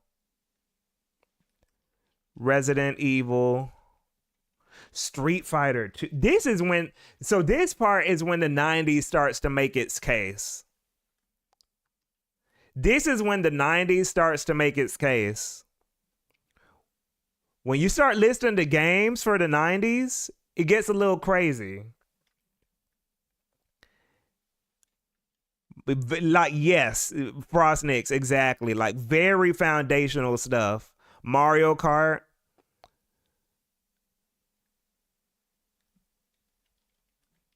Kirby. Tekken. Uh,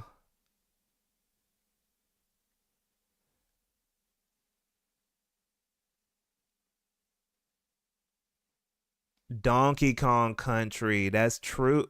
This is crazy. This is wild.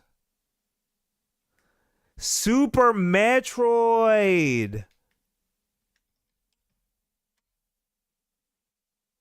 Yep, Castlevania. Yep. Virtual Fighter. I'm a sneak that. That's a that some people might say that's a sneak, but Virtual Fighter came before Tekken. It found Tails is a sneak. Tails of is a sneak. Mega Man, true Mega Man X actually. But I'm gonna put Virtual Fighter in there because it's influential. We're going by decade right now. We're gonna go into like time periods as kind of like a bonus round instead of decades. But for now, we're going by decades to keep it simple. Animal Crossing. Man, I feel like this can go on forever. Doom, yes. Doom. No, we're not sneaking Mega Man. I love Mega Man Legends, but it's not like a foundational game, RJH. It's not like, you know what I'm saying, the important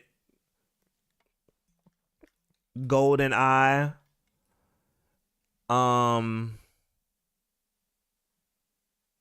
Half-Life. That came out in the 90s? Okay. F-Zero, yeah, true, true. F-Zero. I'm gonna just put F-Zero in general. StarCraft. God dang.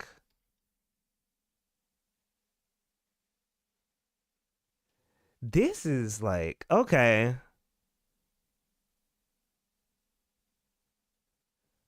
Y'all think we should stop there? I think that's enough.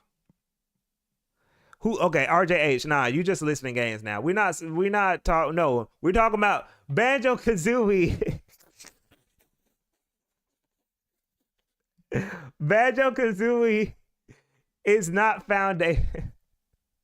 By the way, there's a video coming out tomorrow. There's a video coming out tomorrow. Um, oh Madden. Madden, that's true. This is enough. This is cool. This is fine. Now, the thing with the 90s,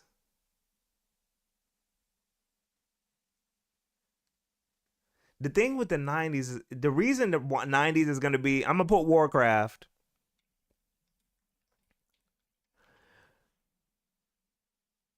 The thing about the 90s is that a lot of this is like, this is what created, like, this is when the games we're playing now started. All of this stuff is still things we talk about or like influence what is being made right now. Because when you get to the 2000s, yes, because when you get to the 2000s, you're not going to have many. When we talk about foundational,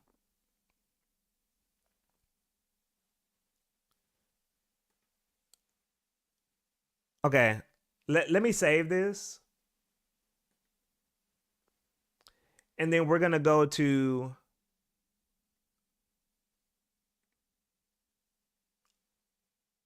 the 2000s now and then talk about the games.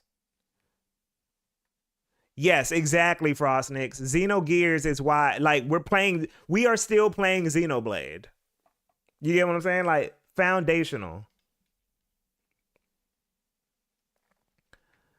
Okay, let's go. What 2000s? What happened in the 2000s? Halo.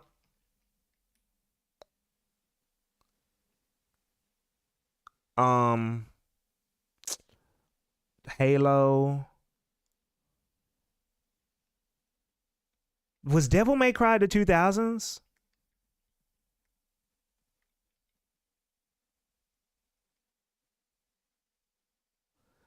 Devil May Cry. Kingdom Hearts. Yep, for Kingdom Hearts is very Kingdom Hearts is pretty foundational. Kingdom Hearts.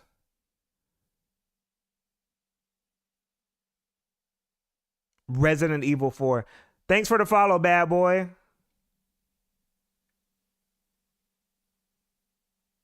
Resident Evil 4. Ah, yeah. Well, okay, but Persona, to be fair, Maple Milk, Persona 3, the Persona we're playing today was the 2000s. So I'll give Persona. I'll say Hashino Persona. Hashino era. Hashino.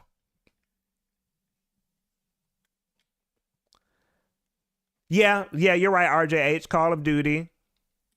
World of Warcraft. We got to put that there. Far Cry 2, yes.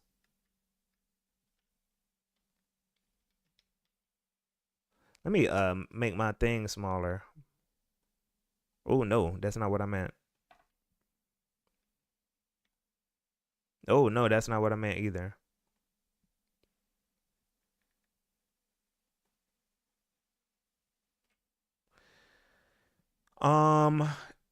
No, we're not putting Ratchet and Clank in there. Ace Thunder, you got to do better, man. You got to. We're talking about GTA. Yep, GTA is an obvious one. GTA, Uncharted. Yep, Salazar. Assassin's Creed. I wouldn't say Ace Attorney is a foundational game. No, I wouldn't say Ace Attorney is like foundational.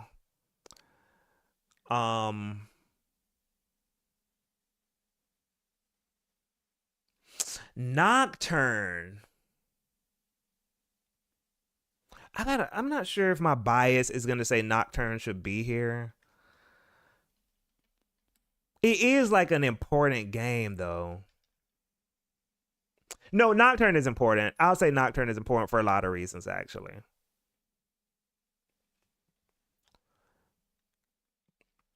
Actually, Gears of War in general, J Boulevard, Gears of War,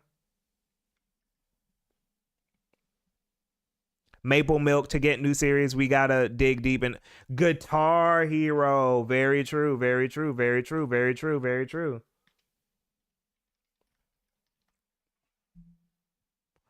Very true.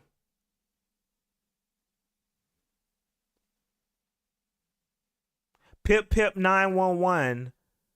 Tony Hawk came out in the 2000s? I think so, yeah. I think that. No, wasn't Tony Hawk. There was a Tony Hawk in the 90s on N64, wasn't it? Monster Hunter. That's true. That's true. Monster Hunter. Yeah, Monster Hunter. Started in 2000s.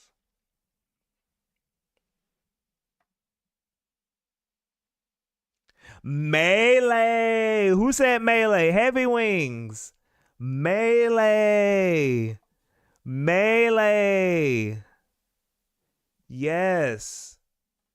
Yes, yes, yes, yes, yes, yes, yes, yes. Very much so. Metroid Prime, very true.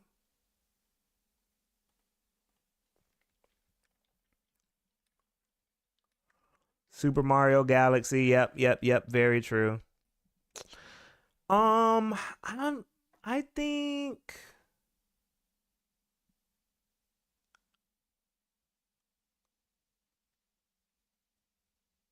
no, not Jack. No, Bad Boy. Can't put Jack there. Jack isn't foundational. But yo, I miss Jak and Daxter so much. That was after Ape Escape. Jak and Daxter is. I wish Sony would bring that back. That is one of the best platformers. It's not foundational, but for me personally, I love Jak and Daxter so much. Black Disc, what up? Maybe the anime fighting games like Tenkaichi Budokai might be biased. Let's just say anime arena fighters in general. I'm gonna just put that there because all of them kind of blend together. God, who said God of War? Yeah, why didn't we put that? Yeah, RJH, God of War for sure. And we got Gears of War on here.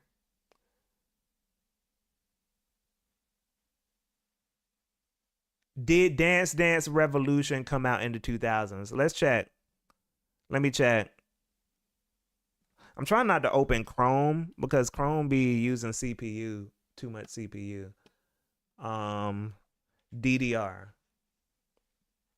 Oh, they're talking about RAM. I'm talking about the game. What y'all? DDR came out in the 90s, and we're gonna have to go back to the we're gonna have to go back to the 90s and throw that in there. DDR came out in the 90s, 98. That's the other thing too. That's why we're gonna have a conversation about like time periods. This is how we start the conversation about time periods. It's like kind of separating them and kind of being like, okay, but what time period was the best?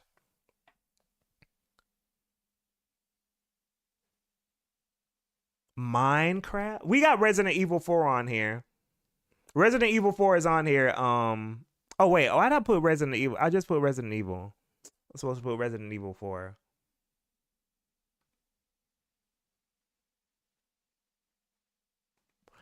I think.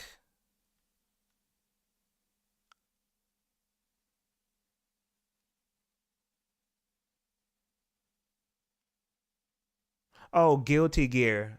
Wait, Guilty Gear came out in the 90s too. Wait, no, no, no, no. But Guilty Gear 1, even though it came out on PS1, that wasn't the Guilty Gear that created that wasn't the important Guilty Gear. Which one was the important Guilty Gear? Little Big Planet. Would you put Mario and Luigi? No, no, no, no, no, no, no, no. I wouldn't put the Mario and Luigi games on there.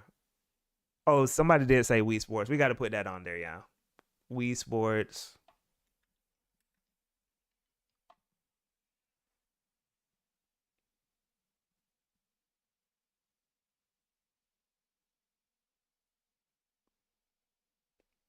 Who said Frostnik said Mugen? I'm gonna put that on there just because it's funny.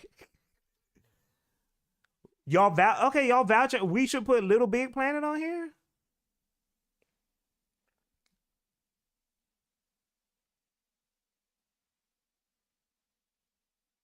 Did Megan? Okay, author or somebody like confirm.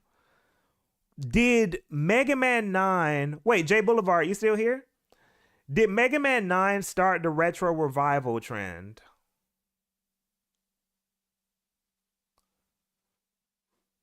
Did Mega Man 9 start the retro revival trend?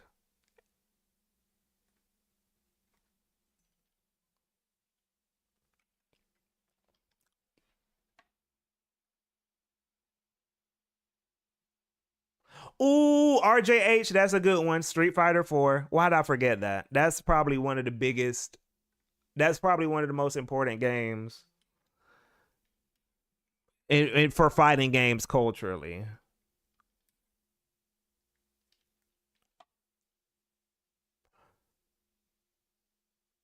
Yeah, the 09ers, yeah. Virtual Console, that should be here. Because Virtual Console, people don't talk about this enough. Virtual Console is actually what started um releasing old, like, how do I describe it? Like, Nintendo was the first one to do the, okay, we have like a library of our old games. Nintendo started that.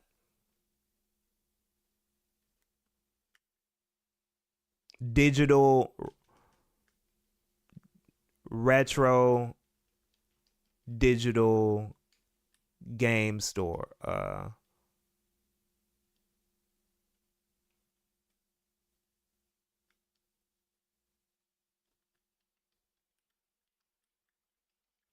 I'll just put that. This is it. I think this is it for the games on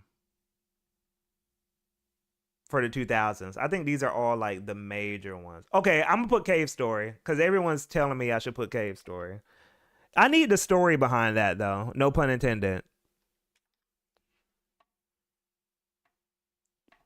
Mm,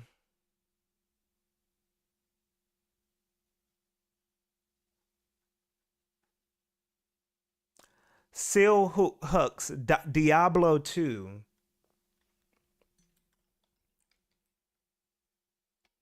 I'm gonna put that there. I I have a blind spot when it comes to that side of games, so I'm gonna trust y'all on that. Cave Story. Okay, okay, okay, okay. Matter of fact, for the 2000s, I almost want to put, but that goes into Rise of Indie Games. I'm gonna just put Xbox Live Arcade. Was MGS3 foundational like that? Y'all got to tell me. I'm not the Metal Gear guy.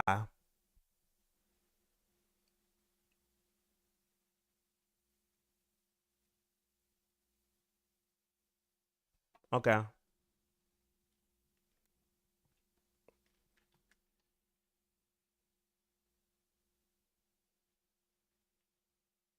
Wait, but Metal Gear 2 is 90s though, right?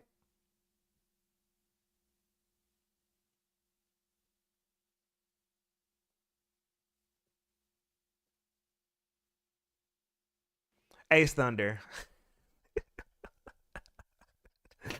Ace Thunder said, "Does Yu-Gi-Oh count?" Bro,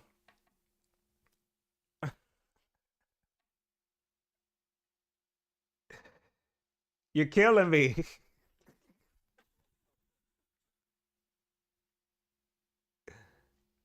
Oh, Metal Gear 2 is okay. I'm gonna put Metal Gear. I'm gotta move this.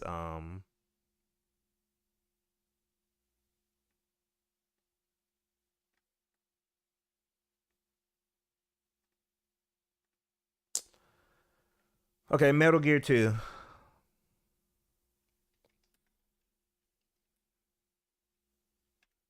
All right, and then save that. The 2010s. This is gonna be funny.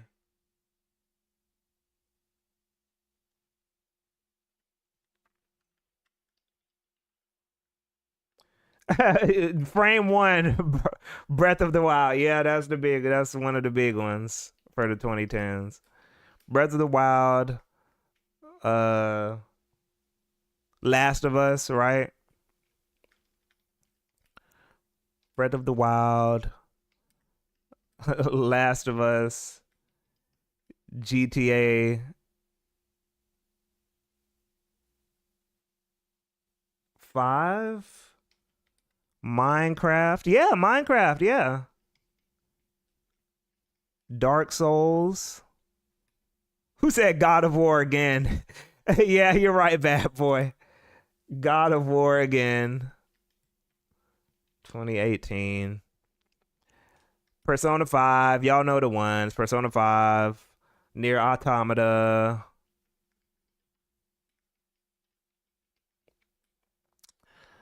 Fortnite, yeah.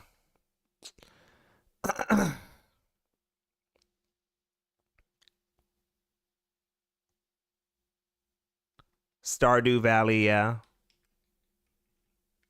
You know what we didn't list for the 90s? We didn't talk about The Sims.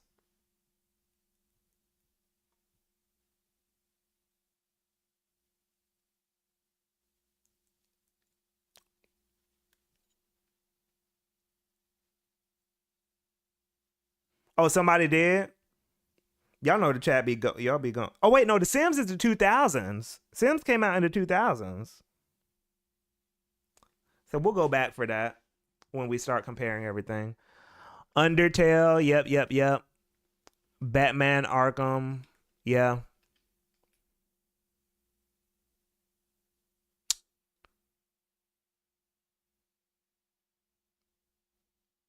No, Jalen. Somebody. I looked at it right now. The Sims. It says it came out literally the year 2000. We're not putting disco is not foundational. It's probably good, but we're talking about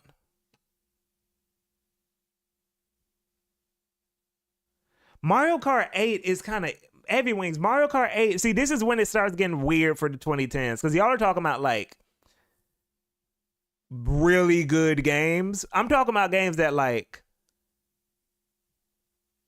kind of shifted things. Wait, Arkham came. What are we talking about? Arkham came out in the 2000s.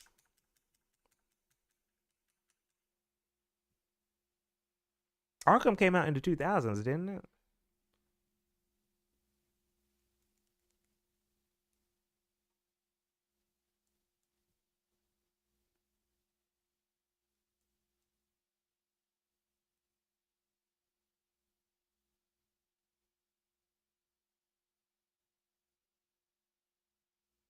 Yeah, 2009.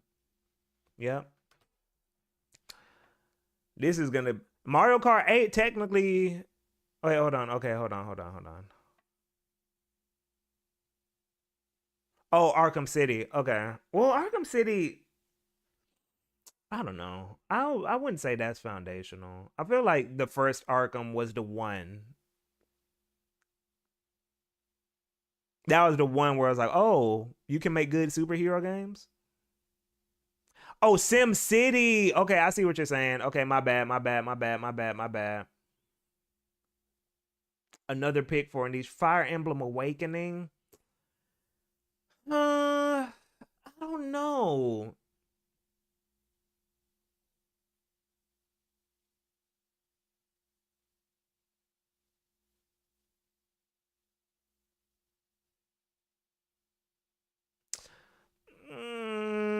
See, y'all, I don't like saying this, but League of Legends. See, okay, that's what I'm talking about. League of Legends. I'm talking about stuff like that, y'all. Like where it's like, oh, this is kind of shifting. Cause okay, Maple Milk. I agree with you. We got to include things we hate. I like Fire Emblem Awakening. I'm not sure if it should be included in like what we're talking about here. Overwatch. There you go. A lot of people don't talk about this too with Overwatch. Yeah, yeah. I mean, games that like influence the culture, where you felt like, oh, things are changing, like something is changing with gaming culturally.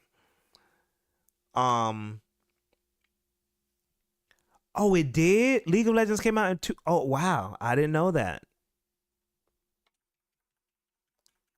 Okay, League of Legends came out in '09.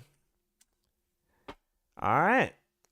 Oh, Roblox. There you go. Roblox. Yep.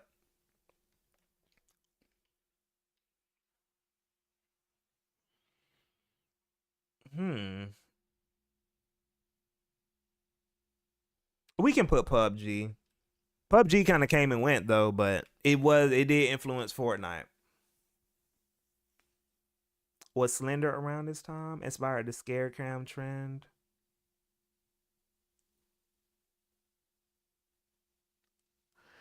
I agree with you, Burgundy, but I'm not sure if it like. I feel like Fire Emblem Awakening was a big deal. Oh, let me put F in that NAF. Fire Emblem was a big deal for the Nintendo ecosystem, but it wasn't a big deal for like the culture as a whole of gaming for real like that.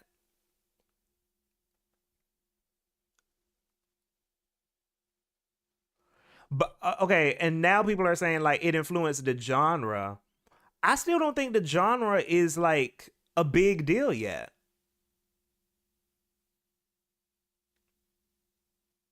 I don't think SRPGs are where they need to be yet.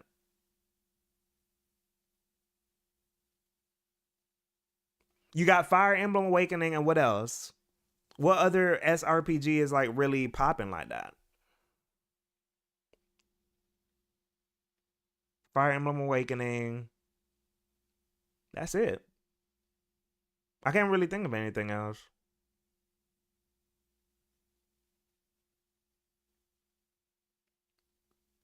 Roblox. Yeah, we got to put Roblox here. Oh, Witcher 3. That's a good one.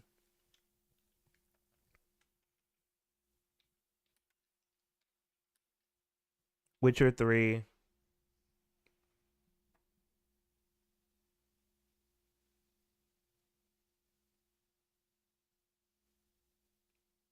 I agree with you, Mr. SU, but are those games like big deals?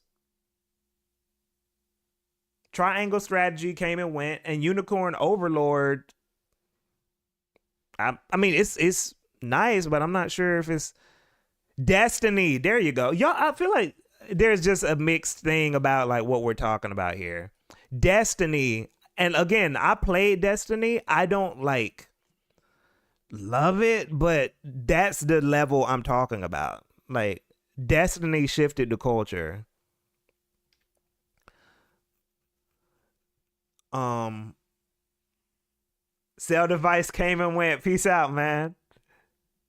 Baldur's Gate 3. I agree with that. Baldur's Gate 3.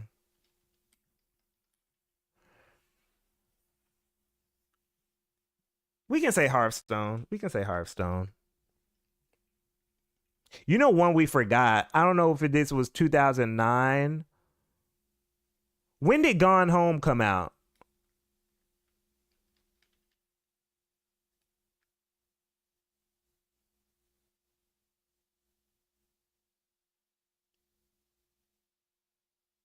Rocket League, yeah, Rocket League. I mean games that shifted the culture.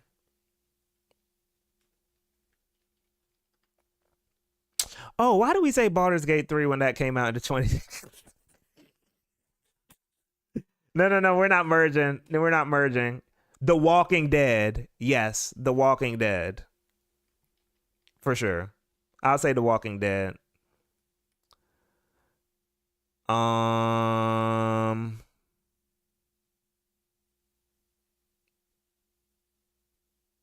Gone Home, yeah. Final Fantasy 14. Yep, yeah. I'll say Final Fantasy 14. Ooh, whoops.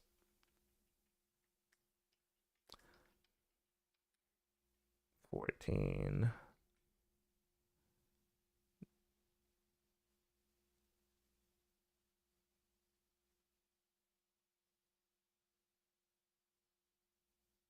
Dio, see, okay, this is gonna prove I'm not a hater. I'm gonna put Journey here. See, this is proof that I'm not a hater. Journey deserve. Wait, did Journey come out in the 2010s though? When did Journey come out? I hate Journey, but I'll be damned. That game, that game influenced a lot of indies. My goodness. Okay, yeah. I don't like Journey, but it deserves to be there. 1000%. 1000%. Candy Crush. Yes, Candy Crush. I agree with that. Maple Milk, Candy Crush. See, now I think y'all are getting what I'm saying now.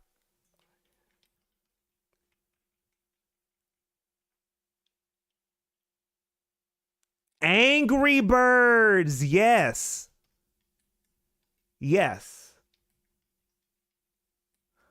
Pokemon Go. Yep. Honestly, a lot of these games suck, but it's okay. It's okay, man. It's fine. We're gonna say Splatoon. Who said Splatoon?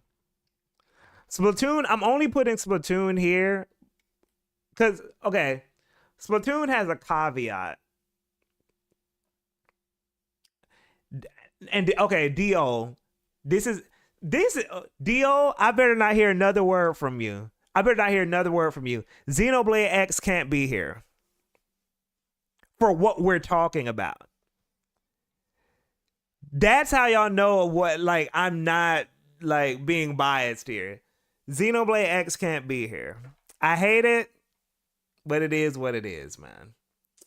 It can't be here. Favorite game of all time, but for what I'm trying to like get across here, I can't put it here. I can't put Xenoblade X was the foundation for Breath of the Wild, but culturally, I'm talking about what it did culturally. Like Xenoblade X, it just doesn't have it doesn't have a presence culturally. I will put Xenoblade 1 before X, yeah. Burgundy. I agree with that. I agree with that. I will put 1 before X. I'm not even sure if I will put 1 here.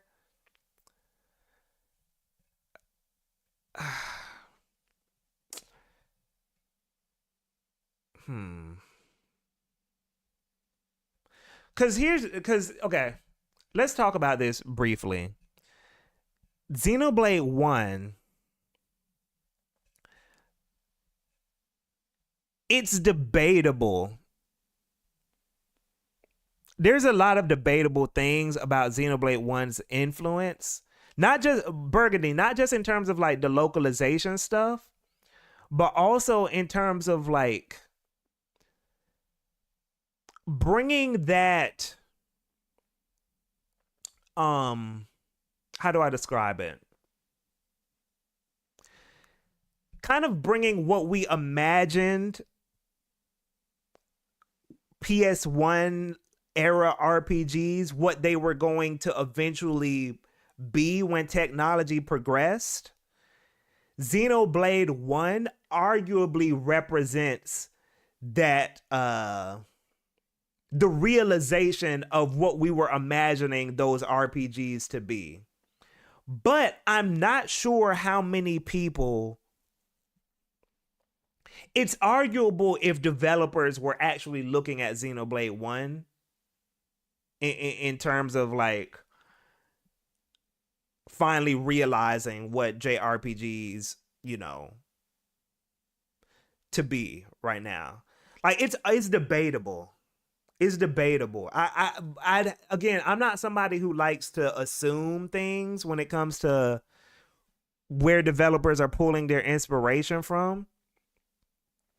But yeah, sometimes, yeah, Burgundy, when I look at games like Breath of the Wild or even stuff like Near Automata or um I don't know, I'm trying to think of like some JRPGs right now, but I'm drawing a blank. But games like that kind of like these JRPGs that became a little more open and took you on an adventure in the HD era, it's debatable that Xenoblade 1 maybe inspired a lot of that, but I'm not confident. I'm not confident. Even stuff like what Pokemon is doing now, it could be argued that that was Xenoblade 1, like, put the flag down. I feel like popular and historic Maple Milk. I feel like popular and historically significant intersect sometimes, but it has to be both. It doesn't have to be both. It has to be historically significant. It doesn't have to be popular. Yes, oh Dio. Yes, thank you. That's a good one. That's a good one. SMT5 feels like Xenoblade coded. SMT5 is Xenoblade coded. Yeah. Yes. Yes. Yes. Yes. Yes. Yes. Yes. Yes. Yes. 1000%. Yeah. So let's put Xenoblade 1 here. I'll put it here. It's debatable though. It's debatable. We'd have to like actually talk to the developers. Like, but it can be argued. Celeste, yes, Celeste. Celeste needs to be here. You're right, Jay.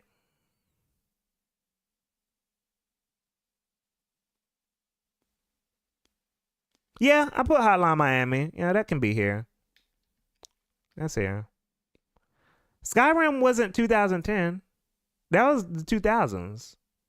Skyrim was like 2008, 2009, I thought. What, for real? Skyrim was 2011?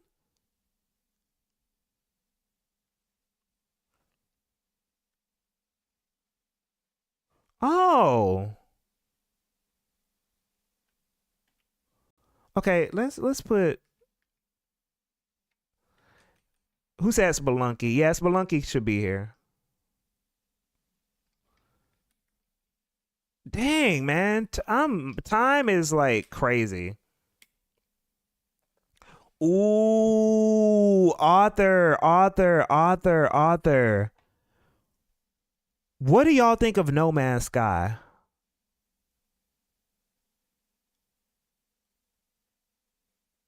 That's an interesting one. Because the thing about and No Man's Sky, not for the reasons. Yeah, exactly. Maple Milk, you said it. Yeah. I feel like No Man's Sky was the first we fixed it with an update situation. We fixed it by updating it over time thing. No, it's not about how good the game. Yeah, exactly. The situation. Author said it right here. It's because of the situation. It's not because of the game. Yeah. Yeah, I'd put No Man's Sky here. Because that was the first game where it's like, oh, we fixed it finally. Like that. I think No Man's Sky was the first game to do that. Of like, yeah, we after a million updates, we finally fixed it. Yeah. Oh no, wait, hold on. Well, no, but okay, no. Yeah, Final Fantasy 14 was more of a like.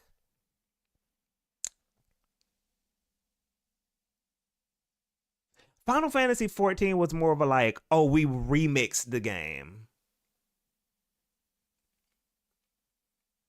Salazar said, but did they fix it in the 2010s? I, th- I think it was. I think it was fixed by the 2010s. I'm not sure. I think it was, but that's a funny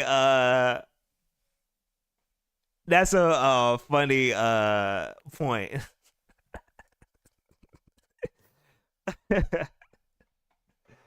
That's funny. That's funny. It took them till the 2020s. That would be funny if it took them till the 2020s to fix it. Oh, Among Us. Yeah. Among Us. Yeah. Among Us. Yeah. Damn, a lot of these games suck. What was the another pandemic game? Not Anim. I don't want to put New Horizons because I don't feel like New Horizons. Um, I don't feel like. Well, Fortnite was Fortnite a pandemic game? No, Fortnite came out before the pandemic. Fortnite got popular before the pandemic.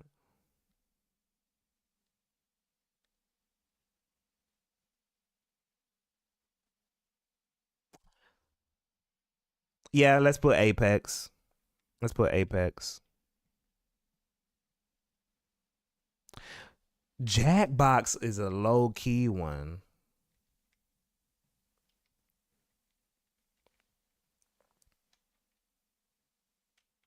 Okay. We're done. Hold on. Doom 2016, I feel like that's just a really good game. That's just a really good game. Ace Thunder, we did put Street Fighter 4 for the 2000s. Oops. Okay, now here's what we're going to do. I feel like Doom is just a really good game. It's not like, oh, this shifted the culture per se, but it was just like really good.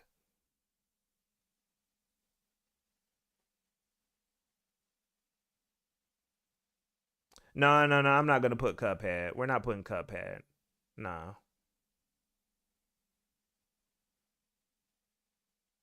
Okay, you know what I'm gonna do? We're gonna add one more point to the 2010s. Popularization.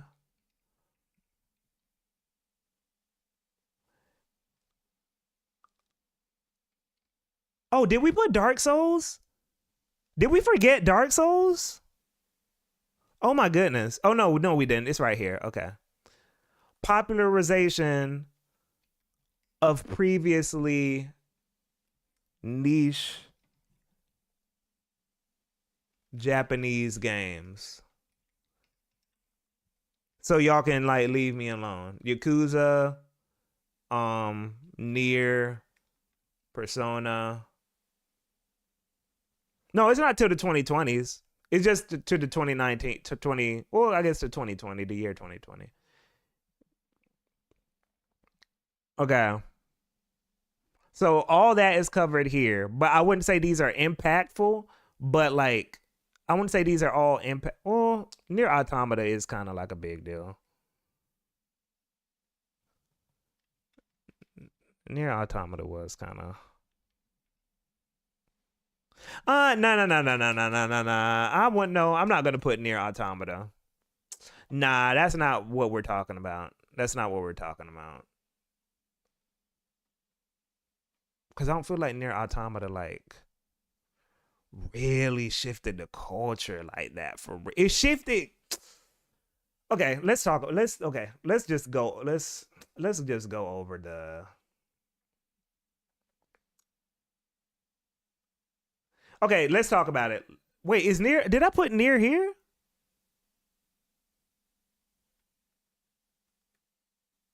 I did put Near. I'm gonna reconsider Near. Yeah, I see it. I'm gonna reconsider this.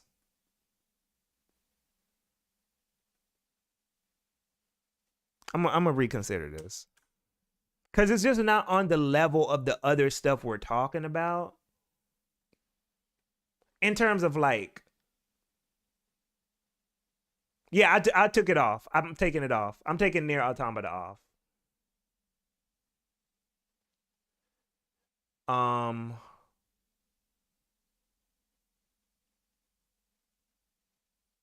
some of these might have to go. No, no, no, no, no, no. I think this is it.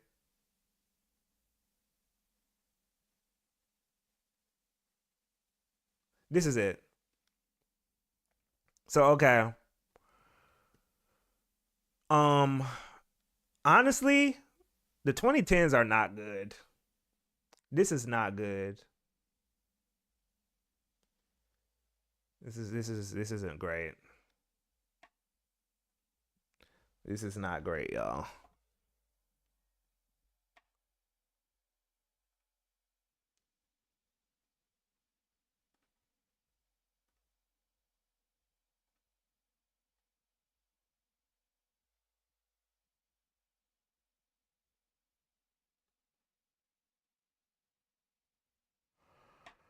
All right. So we can't look at.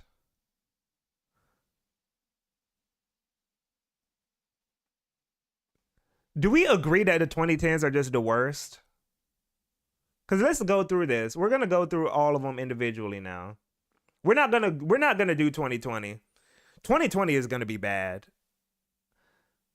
But look, so we're indie games commercially viable, game streaming, social media, Nintendo Directs, gaming as a hobby becoming less stigmatized, localization improving. We're not gonna do that. I wasn't there during the 80s, so I can't talk. I can't speak. I can't argue with y'all about the 80s, or because I don't know. I wasn't there. I wasn't. I wasn't there. I want to. The thing about me with like any content I do, y'all, I'm very scared to talk about things I didn't experience. So I'm not like a lot of other Twitch streamers or a lot of other YouTubers where like I'ma like talk through proxy or talk about stuff I heard.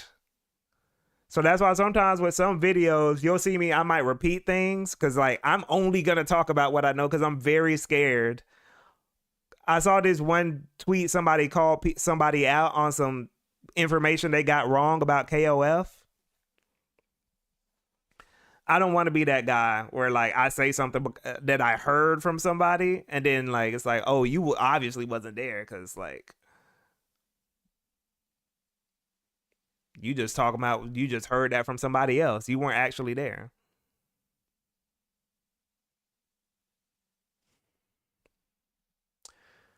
Popularization of previously niche Japanese games, accessibility becoming more prominent, introduction of VR, hybrid consoles, more diversity, localization improving, da da da. Are there any more pros?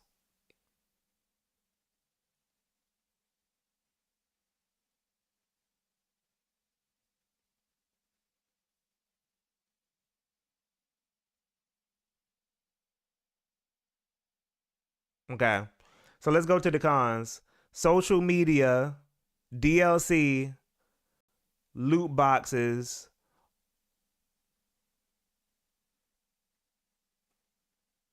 Oh, that's true. Gamergate, online pass, always online. Let's put DLC. Yeah, let's put, yeah, we can put it in both. That's true.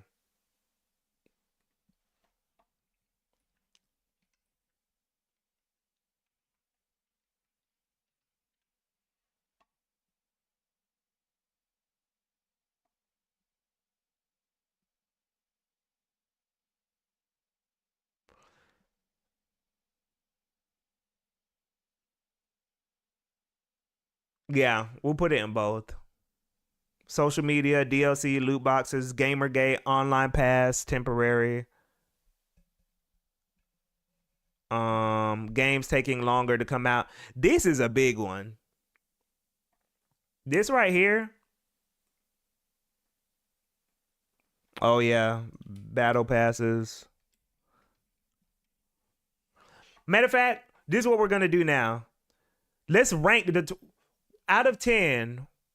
What would y'all say the 2010s are? What would y'all rate the 2010s out of 10? 7. 7. 8. 5. 6.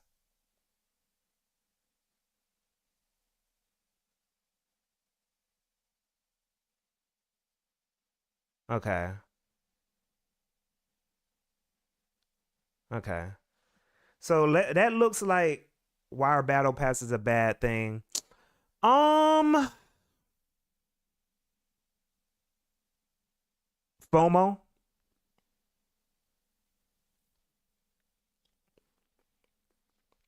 and holding back content. Like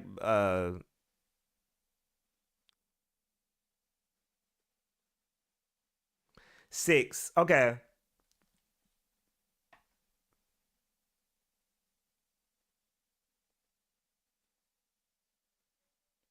Let's say 6. That look like a 6? Actually, no. I think it. No, yeah, it seems like a 6 because I'm seeing some 5s. I'm seeing some 7s.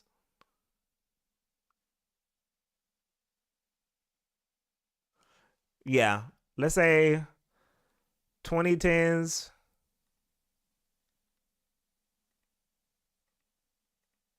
6 out of 10. Ooh.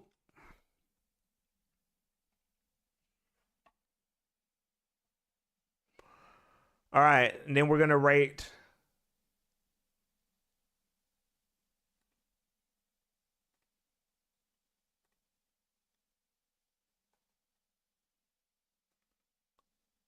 the 2000s.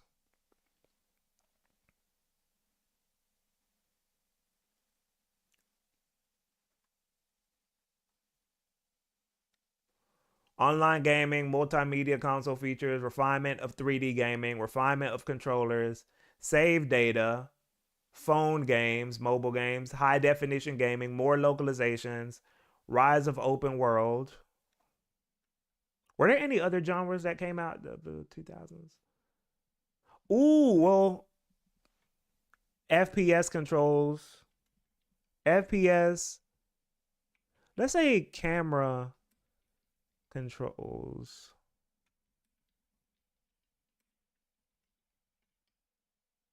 Camera control schemes refined.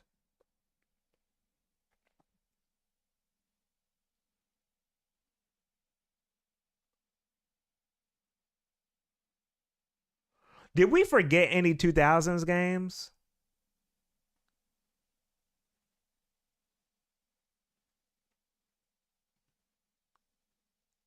Uncharted. No, Uncharted is here. It's right here.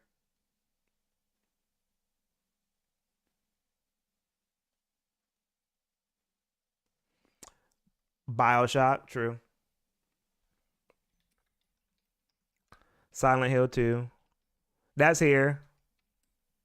That's here. Shadow of the Colossus is here. Street sports games. I'll put Okami. Oh, Burnout. Oh, wow. We forgot a lot. Team Fortress. When did Counter Strike come out?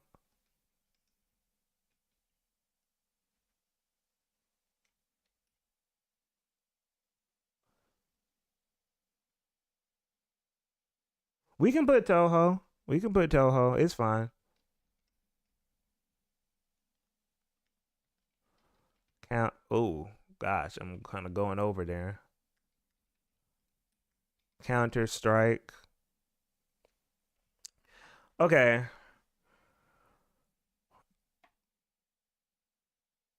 Portal, man. Okay. 2000s might win here. Cuz 2000s just has like a good like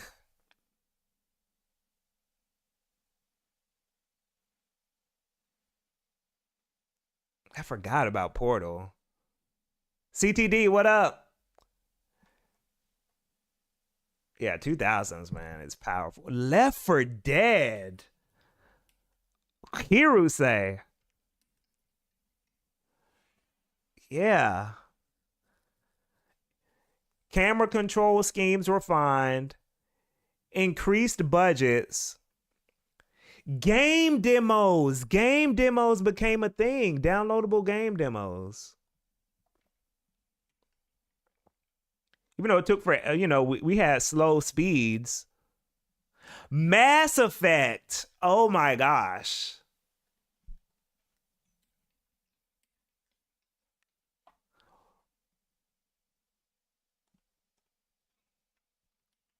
We'll add demo discs for the 90s. We're adding some last minute stuff.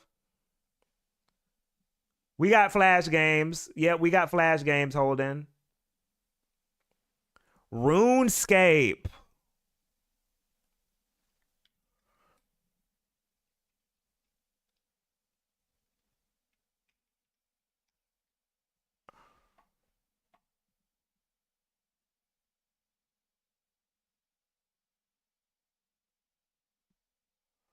Let me see. CTRLF. Oh, I said Call of Duty. Jamaican Call of Duty. Yeah, Call of Duty is here, yeah.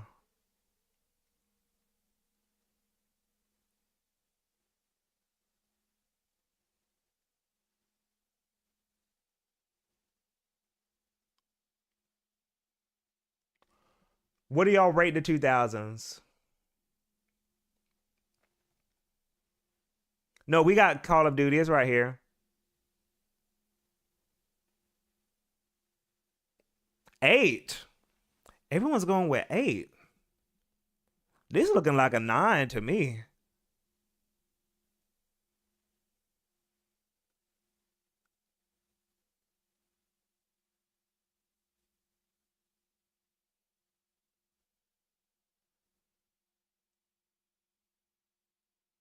Okay, seeing a lot of nines. Seal Hux, what up? Thanks for the follow. Yeah, World of Warcraft is here, CTD. I'm sorry, y'all. My screen, I gotta make my screen bigger. I'm sorry. Hold on.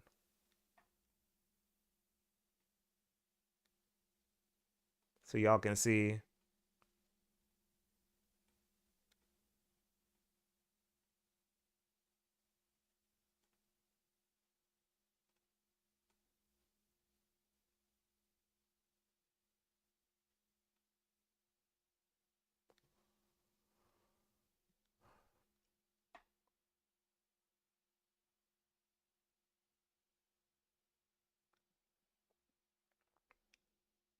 Yeah, well, let's say nine. Let's say, yeah, I'm seeing some 9.5s. I'm seeing some 10s. I think it still feels like we kind of skip because the 2000s has a lot. Let's say nine. Strong nine. That's a strong nine or a weak nine. It's like a weak nine. Like strong eight, weak nine. I'm gonna go with the needle drop. The Fantano.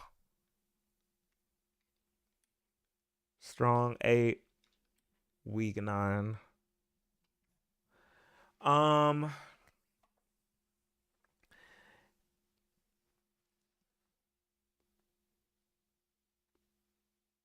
Oh yeah, we didn't put Arkham here.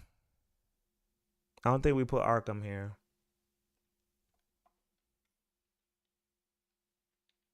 Yeah, you're right, bad boy. I think we missed a lot of like the handheld stuff, to be honest. But it's okay. It's like we can't. It's impossible to do everything.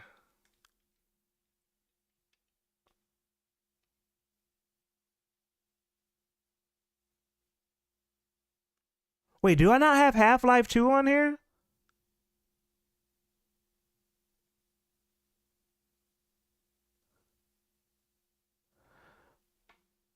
Deus Ex,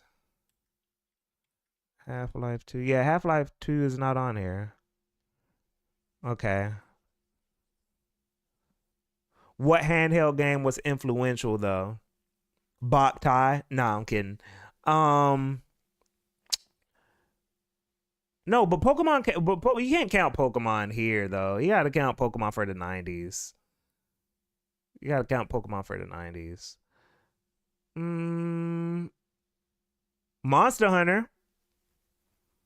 Monster Hunter became impactful when it came out on the PSP, and that's on here. So I guess that's the only one.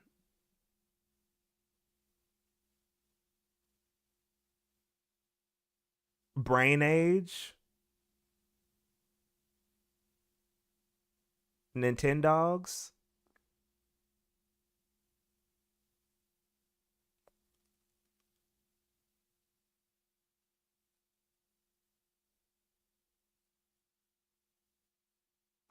Okay, so now we're gonna rate the '90s.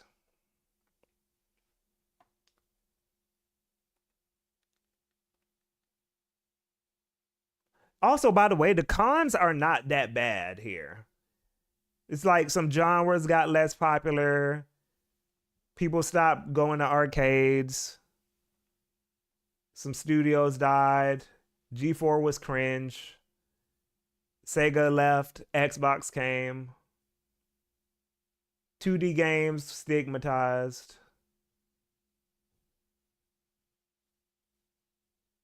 You know what we forgot? What do y'all think about Sonic Adventure?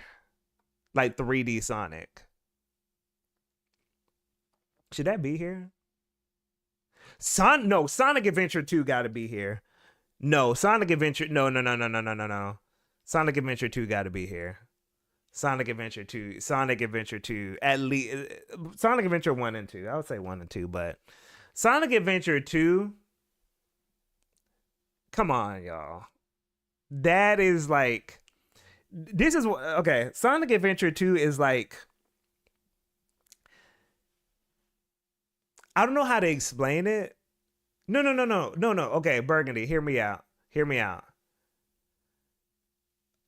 I don't know what it is about Sonic Adventure 2, But that game brings people together in a way that when you meet somebody else and they like Sonic Adventure 2, y'all are automatically cool. Y'all are automatic. Oh, okay. I know who you are.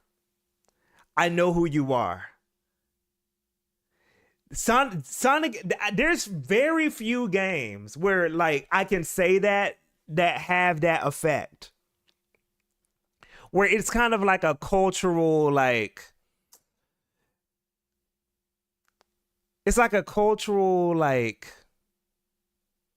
North Star kind of. You know what I'm saying? Where it's like, oh, okay. Like when if you meet somebody and you're like, uh, um, follow me, set me free. They're automatically gonna be, oh, you're me, you Sonic Adventure 2? You know about that? And y'all are automatic. It's not even I don't know if it's a great game or not, but that game just has like some weird impact on people. But let's move on, let's move on. I'm gonna say Sonic Adventure 1 and 2 deserve to be here. Just 3D Sonic deserves to be here, I think. I don't even think they're like the best games ever, but there's something about what they did culturally. Let's talk about the 90s, y'all.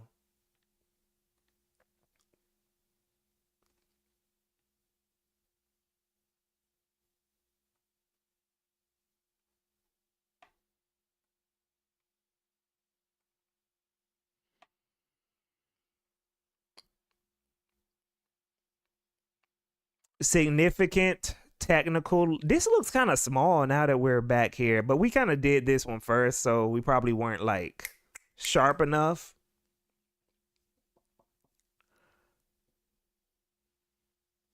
Yeah, we do have to account for ROMs and like, okay, significant technical leaps.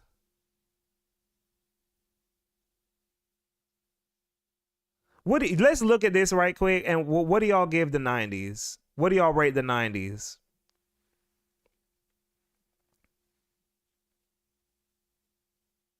Yeah, it feels small. I'm gonna say the 90s is like a 7.5. Yeah, maybe a 8. I'll say 7.5.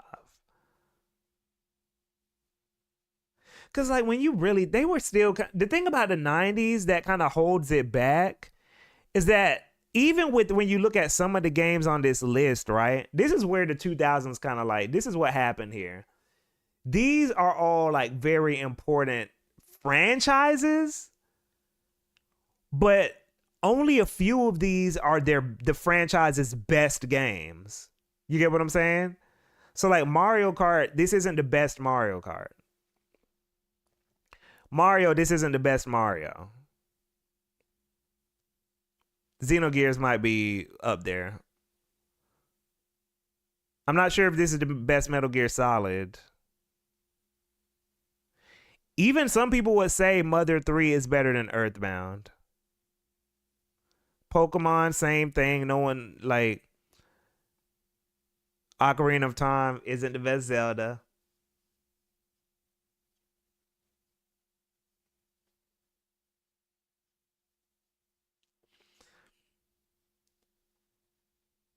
Um no one's going back to GoldenEye.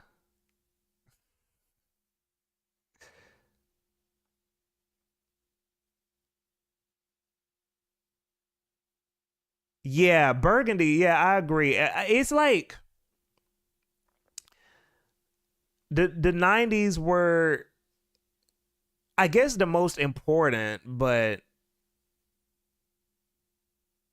man, when you start talking about like actually playing these games, it's like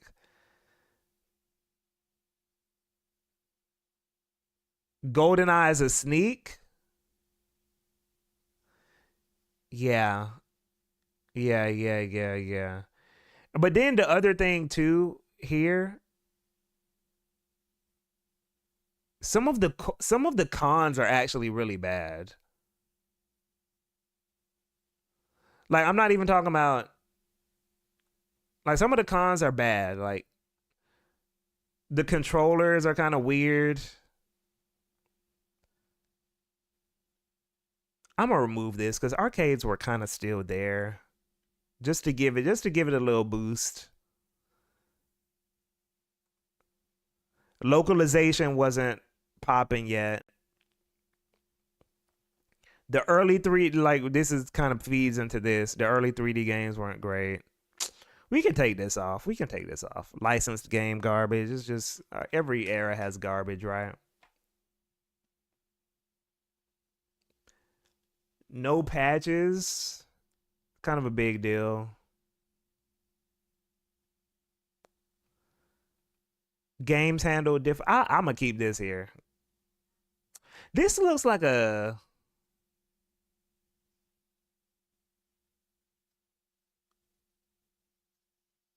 What do you?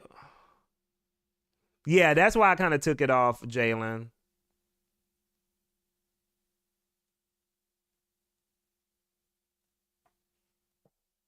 What do y'all give the '90s?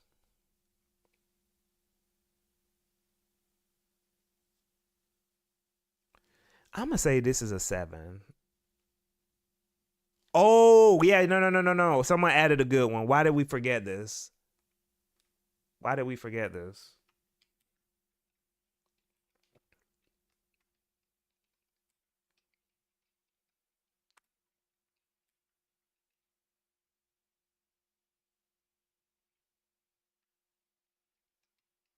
This is important. No, I'm talking about like literally arcades, Jalen.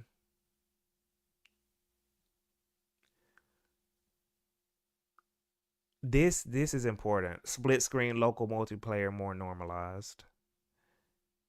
Yeah. Yeah. That's a big one. Games will work without day one. Yeah, that's cool. But that's also the 2000s. Game ownership, yeah. Budgets were under control, console diversity. This is a little weird one to be honest. I'm gonna say this is like a 7. And I want to call this a 7, and then now I want to rate the 2010s a little lower. Wait, what did we say?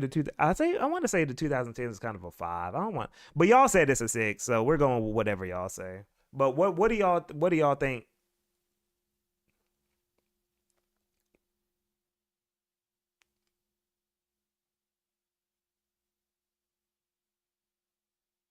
Yeah, '90s is like a 7. '90s is like a 7, but I'm gonna say a 7. That's a safe. Yeah, that's a safe thing to call it.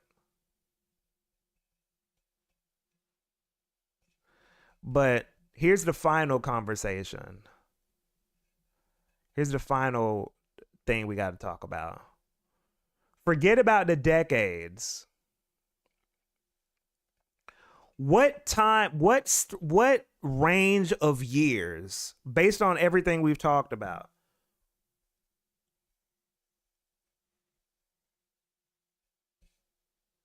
What range of years were the golden era?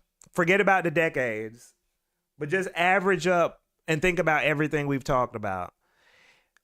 We can say the range can be like it can be whatever range you want. It can be any number. It can be any number. It doesn't have to be like whatever. Whenever you think it ended, you can just end it there. I'll be like, okay, this is 95 to '05, 97 to 2008, 95 to '05.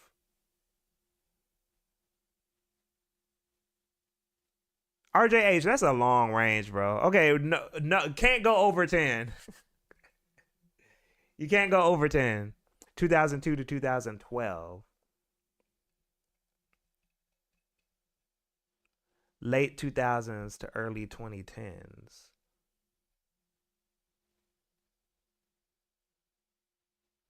the old 95. A lot of y'all saying 95 to 2005.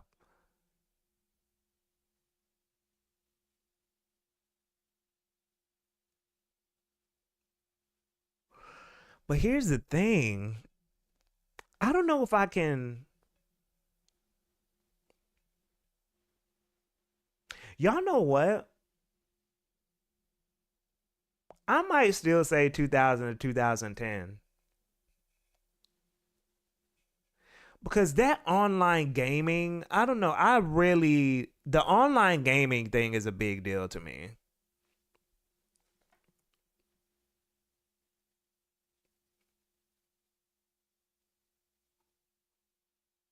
2004 to 2012. That's good. I like that. I like that. 2004 to 2012 is like, I like that.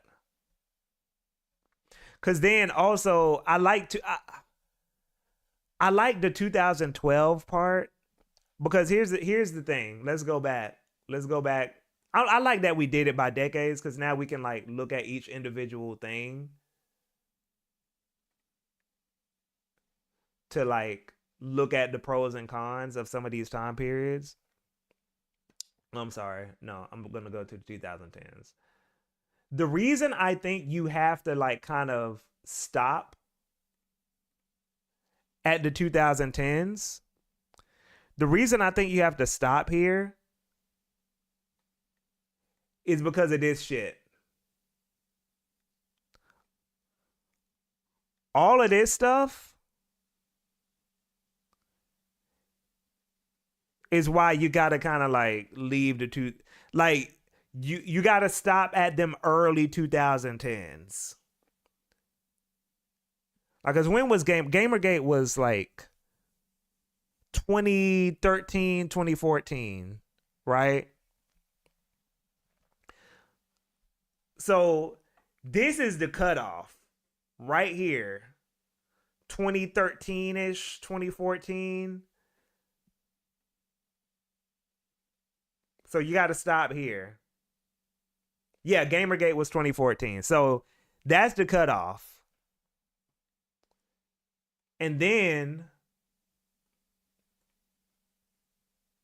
for the 90s, right?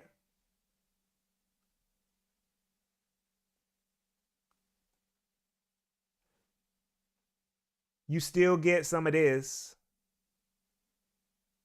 So I like that. I like the 95 to 2005 because you still get some of this, right? You still get some of this, but then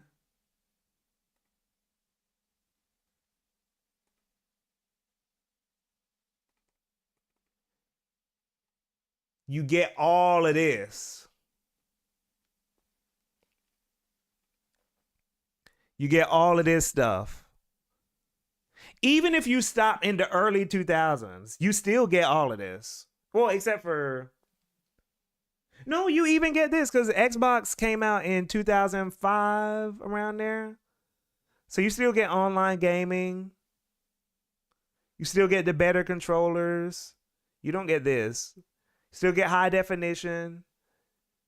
You don't get more localizations, but it's fine. I'ma say 98 to 2008.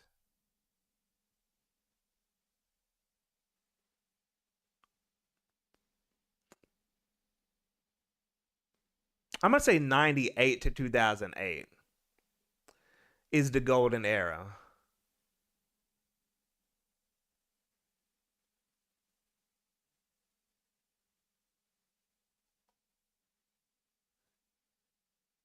Yeah, yeah, yeah, yeah, yeah. Someone said the 2020s now for fun. Yeah, 98 to 2008 might be mine. I like 98 to 2008. Who said let's do the 2020? Let's do the 2020s super fast, super fast, super fast. Very quickly.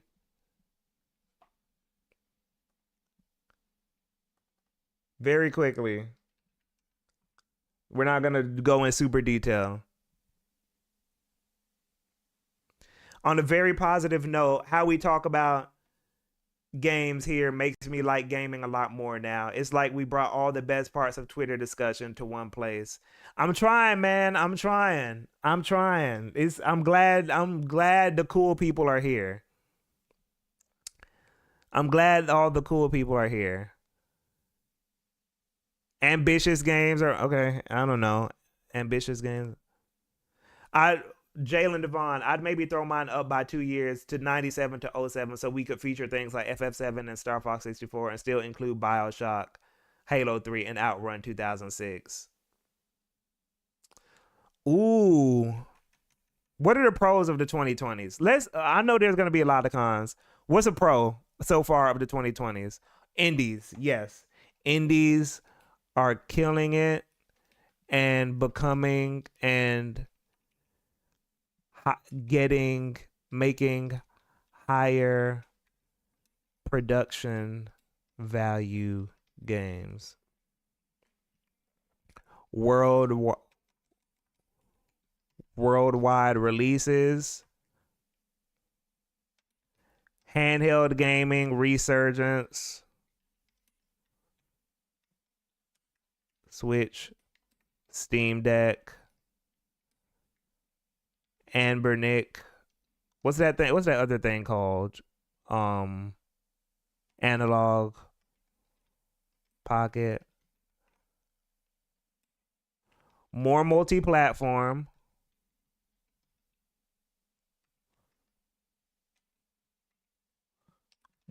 More discounts.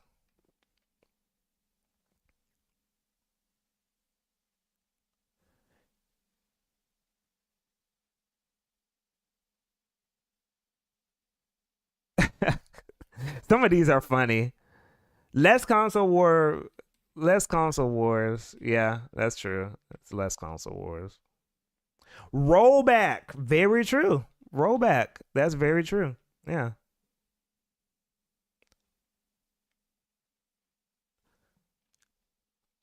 60 FPS becoming more standard.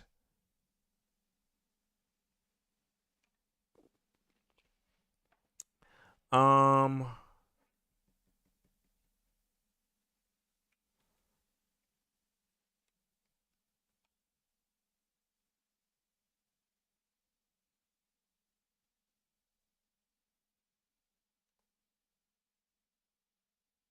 okay, let's do it.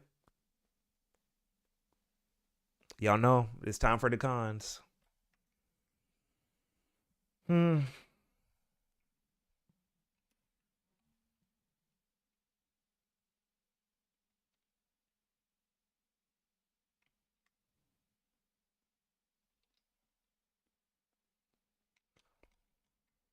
Game discussion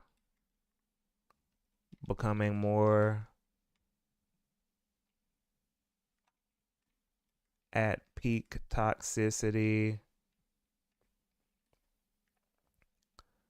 Sony.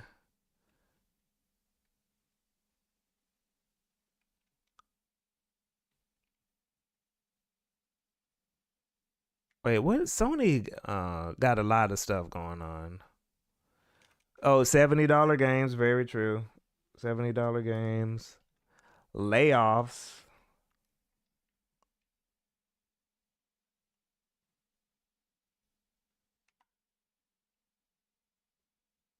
Day one season passes, yeah.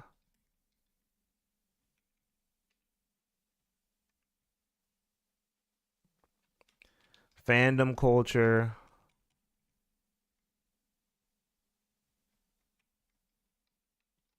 Yep, less risk taking.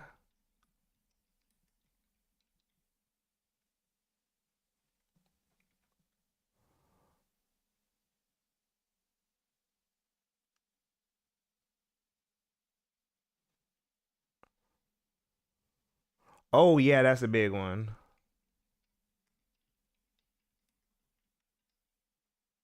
Oh, good one, bad boy. Acquisitions.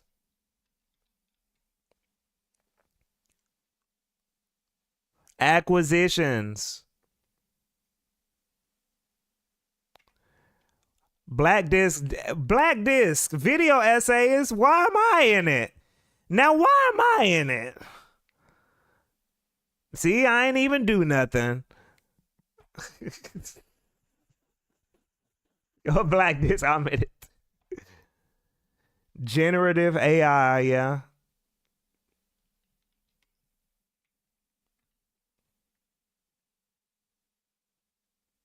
Oh yes. Huge file sizes, except for Nintendo. I don't know what they're doing. I don't know what magic they're doing over there, but good for them. Ooh, y'all know one? This is a good one. Analog stick drift.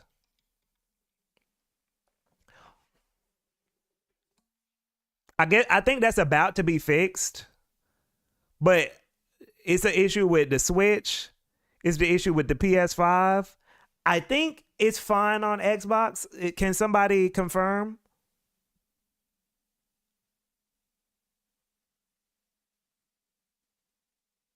Is it good or Xbox got drift too? Mobile like prices. Dang, Jalen. Okay.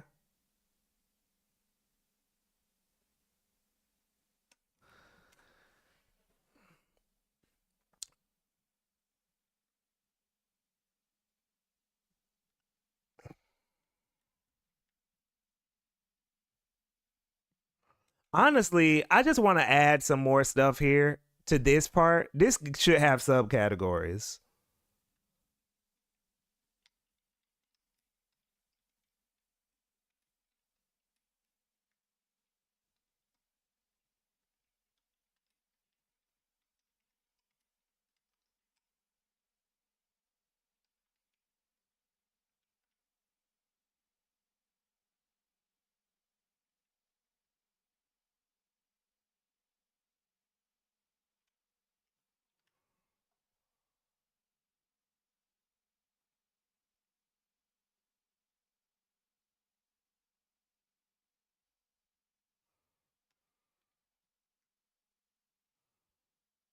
Okay, I think that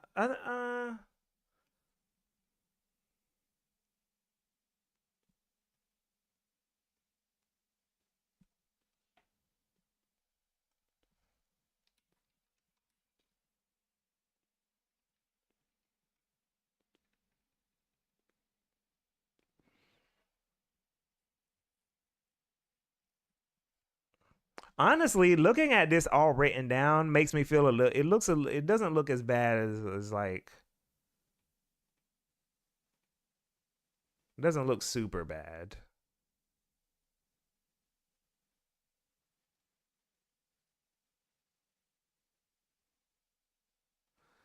It looks a little more tolerable when it's all written down. We got some good stuff going on, like more discounts.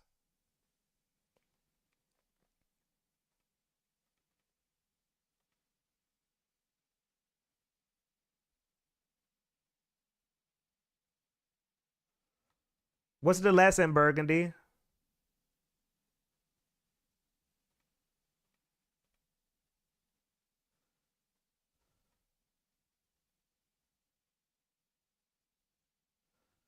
Yeah, that's true. ACU.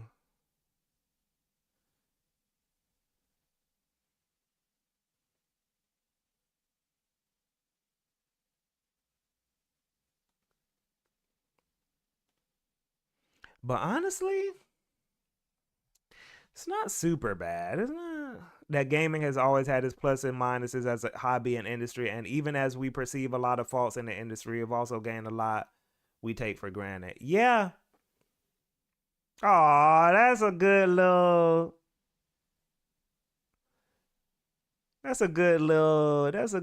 lesson. That's a good little lesson. This dude trying to have a good moral of the story. Moral of the story, head ass. Yo, I agree with that, Maple Milk.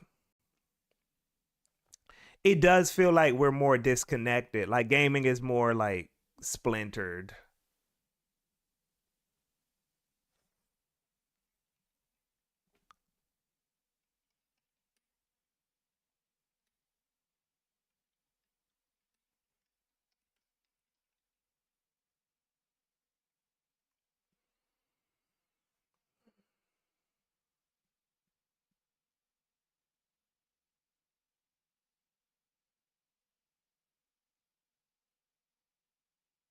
Yeah.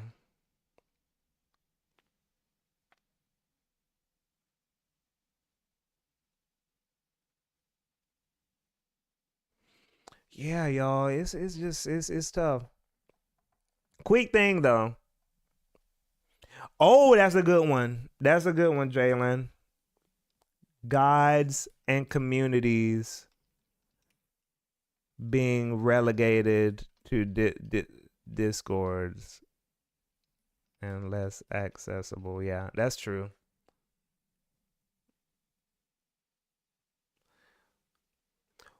So what game are y'all playing this weekend? Metaphor or Sparking? And second question, did anybody get accepted into the Nintendo um did anyone get accepted into the Nintendo playtest?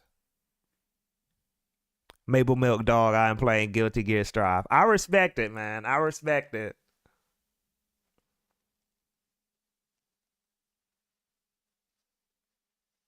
Metaphor Refantasio. Refantasio. Oh, you didn't. Oh, Burgundy, you didn't. Oh, man. Y'all didn't have the expansion pass?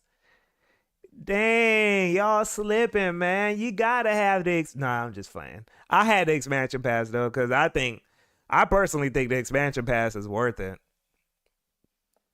Oh, Dio, you're playing Strange Journey. Good stuff, man. That's it's one of my favorite games of all time. One of my favorite and one of the top Megaton games for me.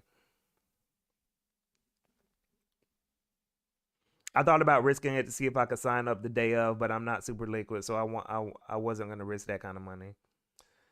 The pass is definitely worth it, I think, but I've got a lot of games on play. Can't make no Burgundy. I 1,000% agree. There's enough games out. You don't gotta do all that, really.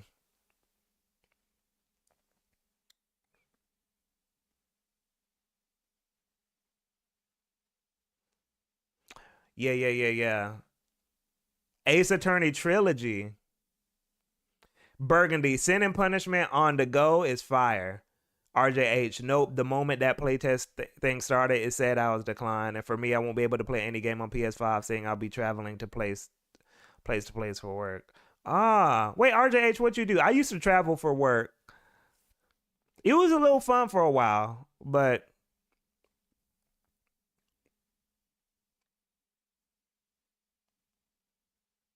I'm rating in 14 and probably playing Crusader Kings or some other random grand strategy game. It's so interesting that even on a week like this where there's two amazing, no, man, I'm not gonna say because I still gotta finish them or whatever, but two big games coming out. All of y'all are playing different stuff, or a lot of y'all are playing different stuff. But I got accepted into the playtest thing. So whatever that ends up being, I don't know how much we can talk about it, but I saw in the source code that they said something like they're going to tell us not to talk about it. I don't know if I don't, but they didn't send me an email. I just saw that like someone posted the source code about it, and they were like, "Oh, don't talk about it when you, and, you know." Um, but if hopefully we can talk about it. Miiverse looking. I really hope it's Miiverse or something, some matchmaking thing with Nintendo's Switch Online. Yeah, they haven't. Jay, they haven't sent me anything. They haven't sent me anything yet. They said we're gonna send you the download on the 20th. Then I'll know what it is. But for now, I'm still clueless. I just know I got accepted. That's all I know right now. Nintendo tripping if they think that nobody is gonna talk about it on. Yeah, someone's gonna. Just people are gonna talk about it. Jalen Devon had to cut costs since I moved back to a bigger city, so new games took the shot. I fear. Yo, you know what's funny? Until this week, I realized that like, dang, uh, I buy so many indies and play so many old games that I sometimes forget that games are $70. It wasn't until I had to buy Metaphor Refantasio, that like I realized, oh, games are $70. I forget because I'm just playing indies and old stuff. So it's like, oh yeah, I forgot. This is like almost $100. But good thing I don't buy many new games, so it doesn't feel for me when I buy a $70 game, it doesn't feel too crazy because I don't do it that often. So yeah, I looked at Sparking and was like, what the, yeah, you forget if depending on how you game, you just forget sometimes. You're like, oh dang.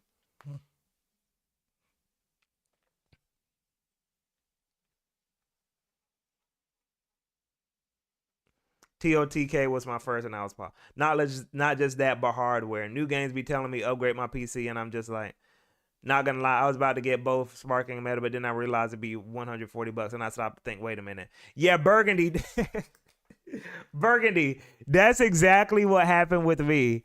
I was about to get Meta because again, I don't buy $70 games that often, so I was willing to be like, okay, like I don't buy new games that often, so I was willing to be like, okay, I'll just get Sparking and Metaphor. But then I saw they were both 70, and then I was like, you know what? Maybe I can just play Metaphor for a long time, and then by the time I'm finished with Metaphor, Sparking will be a lower price. So that's what I'm gonna do for now, cause I can use that extra money for some stuff. I've been getting into public domain films recently and realized that there's so much cool stuff to engage with for free if you're not worried about FOMO. Yes, 1,000%, 1,000%, 1,000%. Yeah, and Jalen also not just even being with on PC, but also like we're in October. Next month it's Black Friday, so everybody be careful. Be careful about how you spend your money on games because Black Friday is coming. So maybe wait a few weeks. Also, when you think about it, Metaphor and Sparking Zero going to drop. Yeah, exactly. Yeah, yeah, yeah, yeah, yeah, yeah, yeah, yeah, yeah, yeah. Oh, I'm a truck driver alongside another coworker of mine. Minus a crazy trap. Oh, RJH, so you making money? Let me hold a couple dollars, bro. RJH making money. Super chat me right quick, bro. I know about them truck drivers. I know about them truck drivers. Y'all be balling. I already know. Yeah, yeah, yeah, yeah, yeah, yeah. So anyway, y'all, this is now officially my longest stream. So congratulations, you're witnessing history. Um, I yapped for 3 hours. It's time to head out. I'm about to eat something, play Metaphor. New video dropping tomorrow. It's gonna be funny. It's gonna be funny. It's gonna so make sure y'all watch that tomorrow. Please, um, like, share, subscribe, and all that kind of stuff. Peace out, y'all. I appreciate y'all coming through. This was a great conversation. Peace.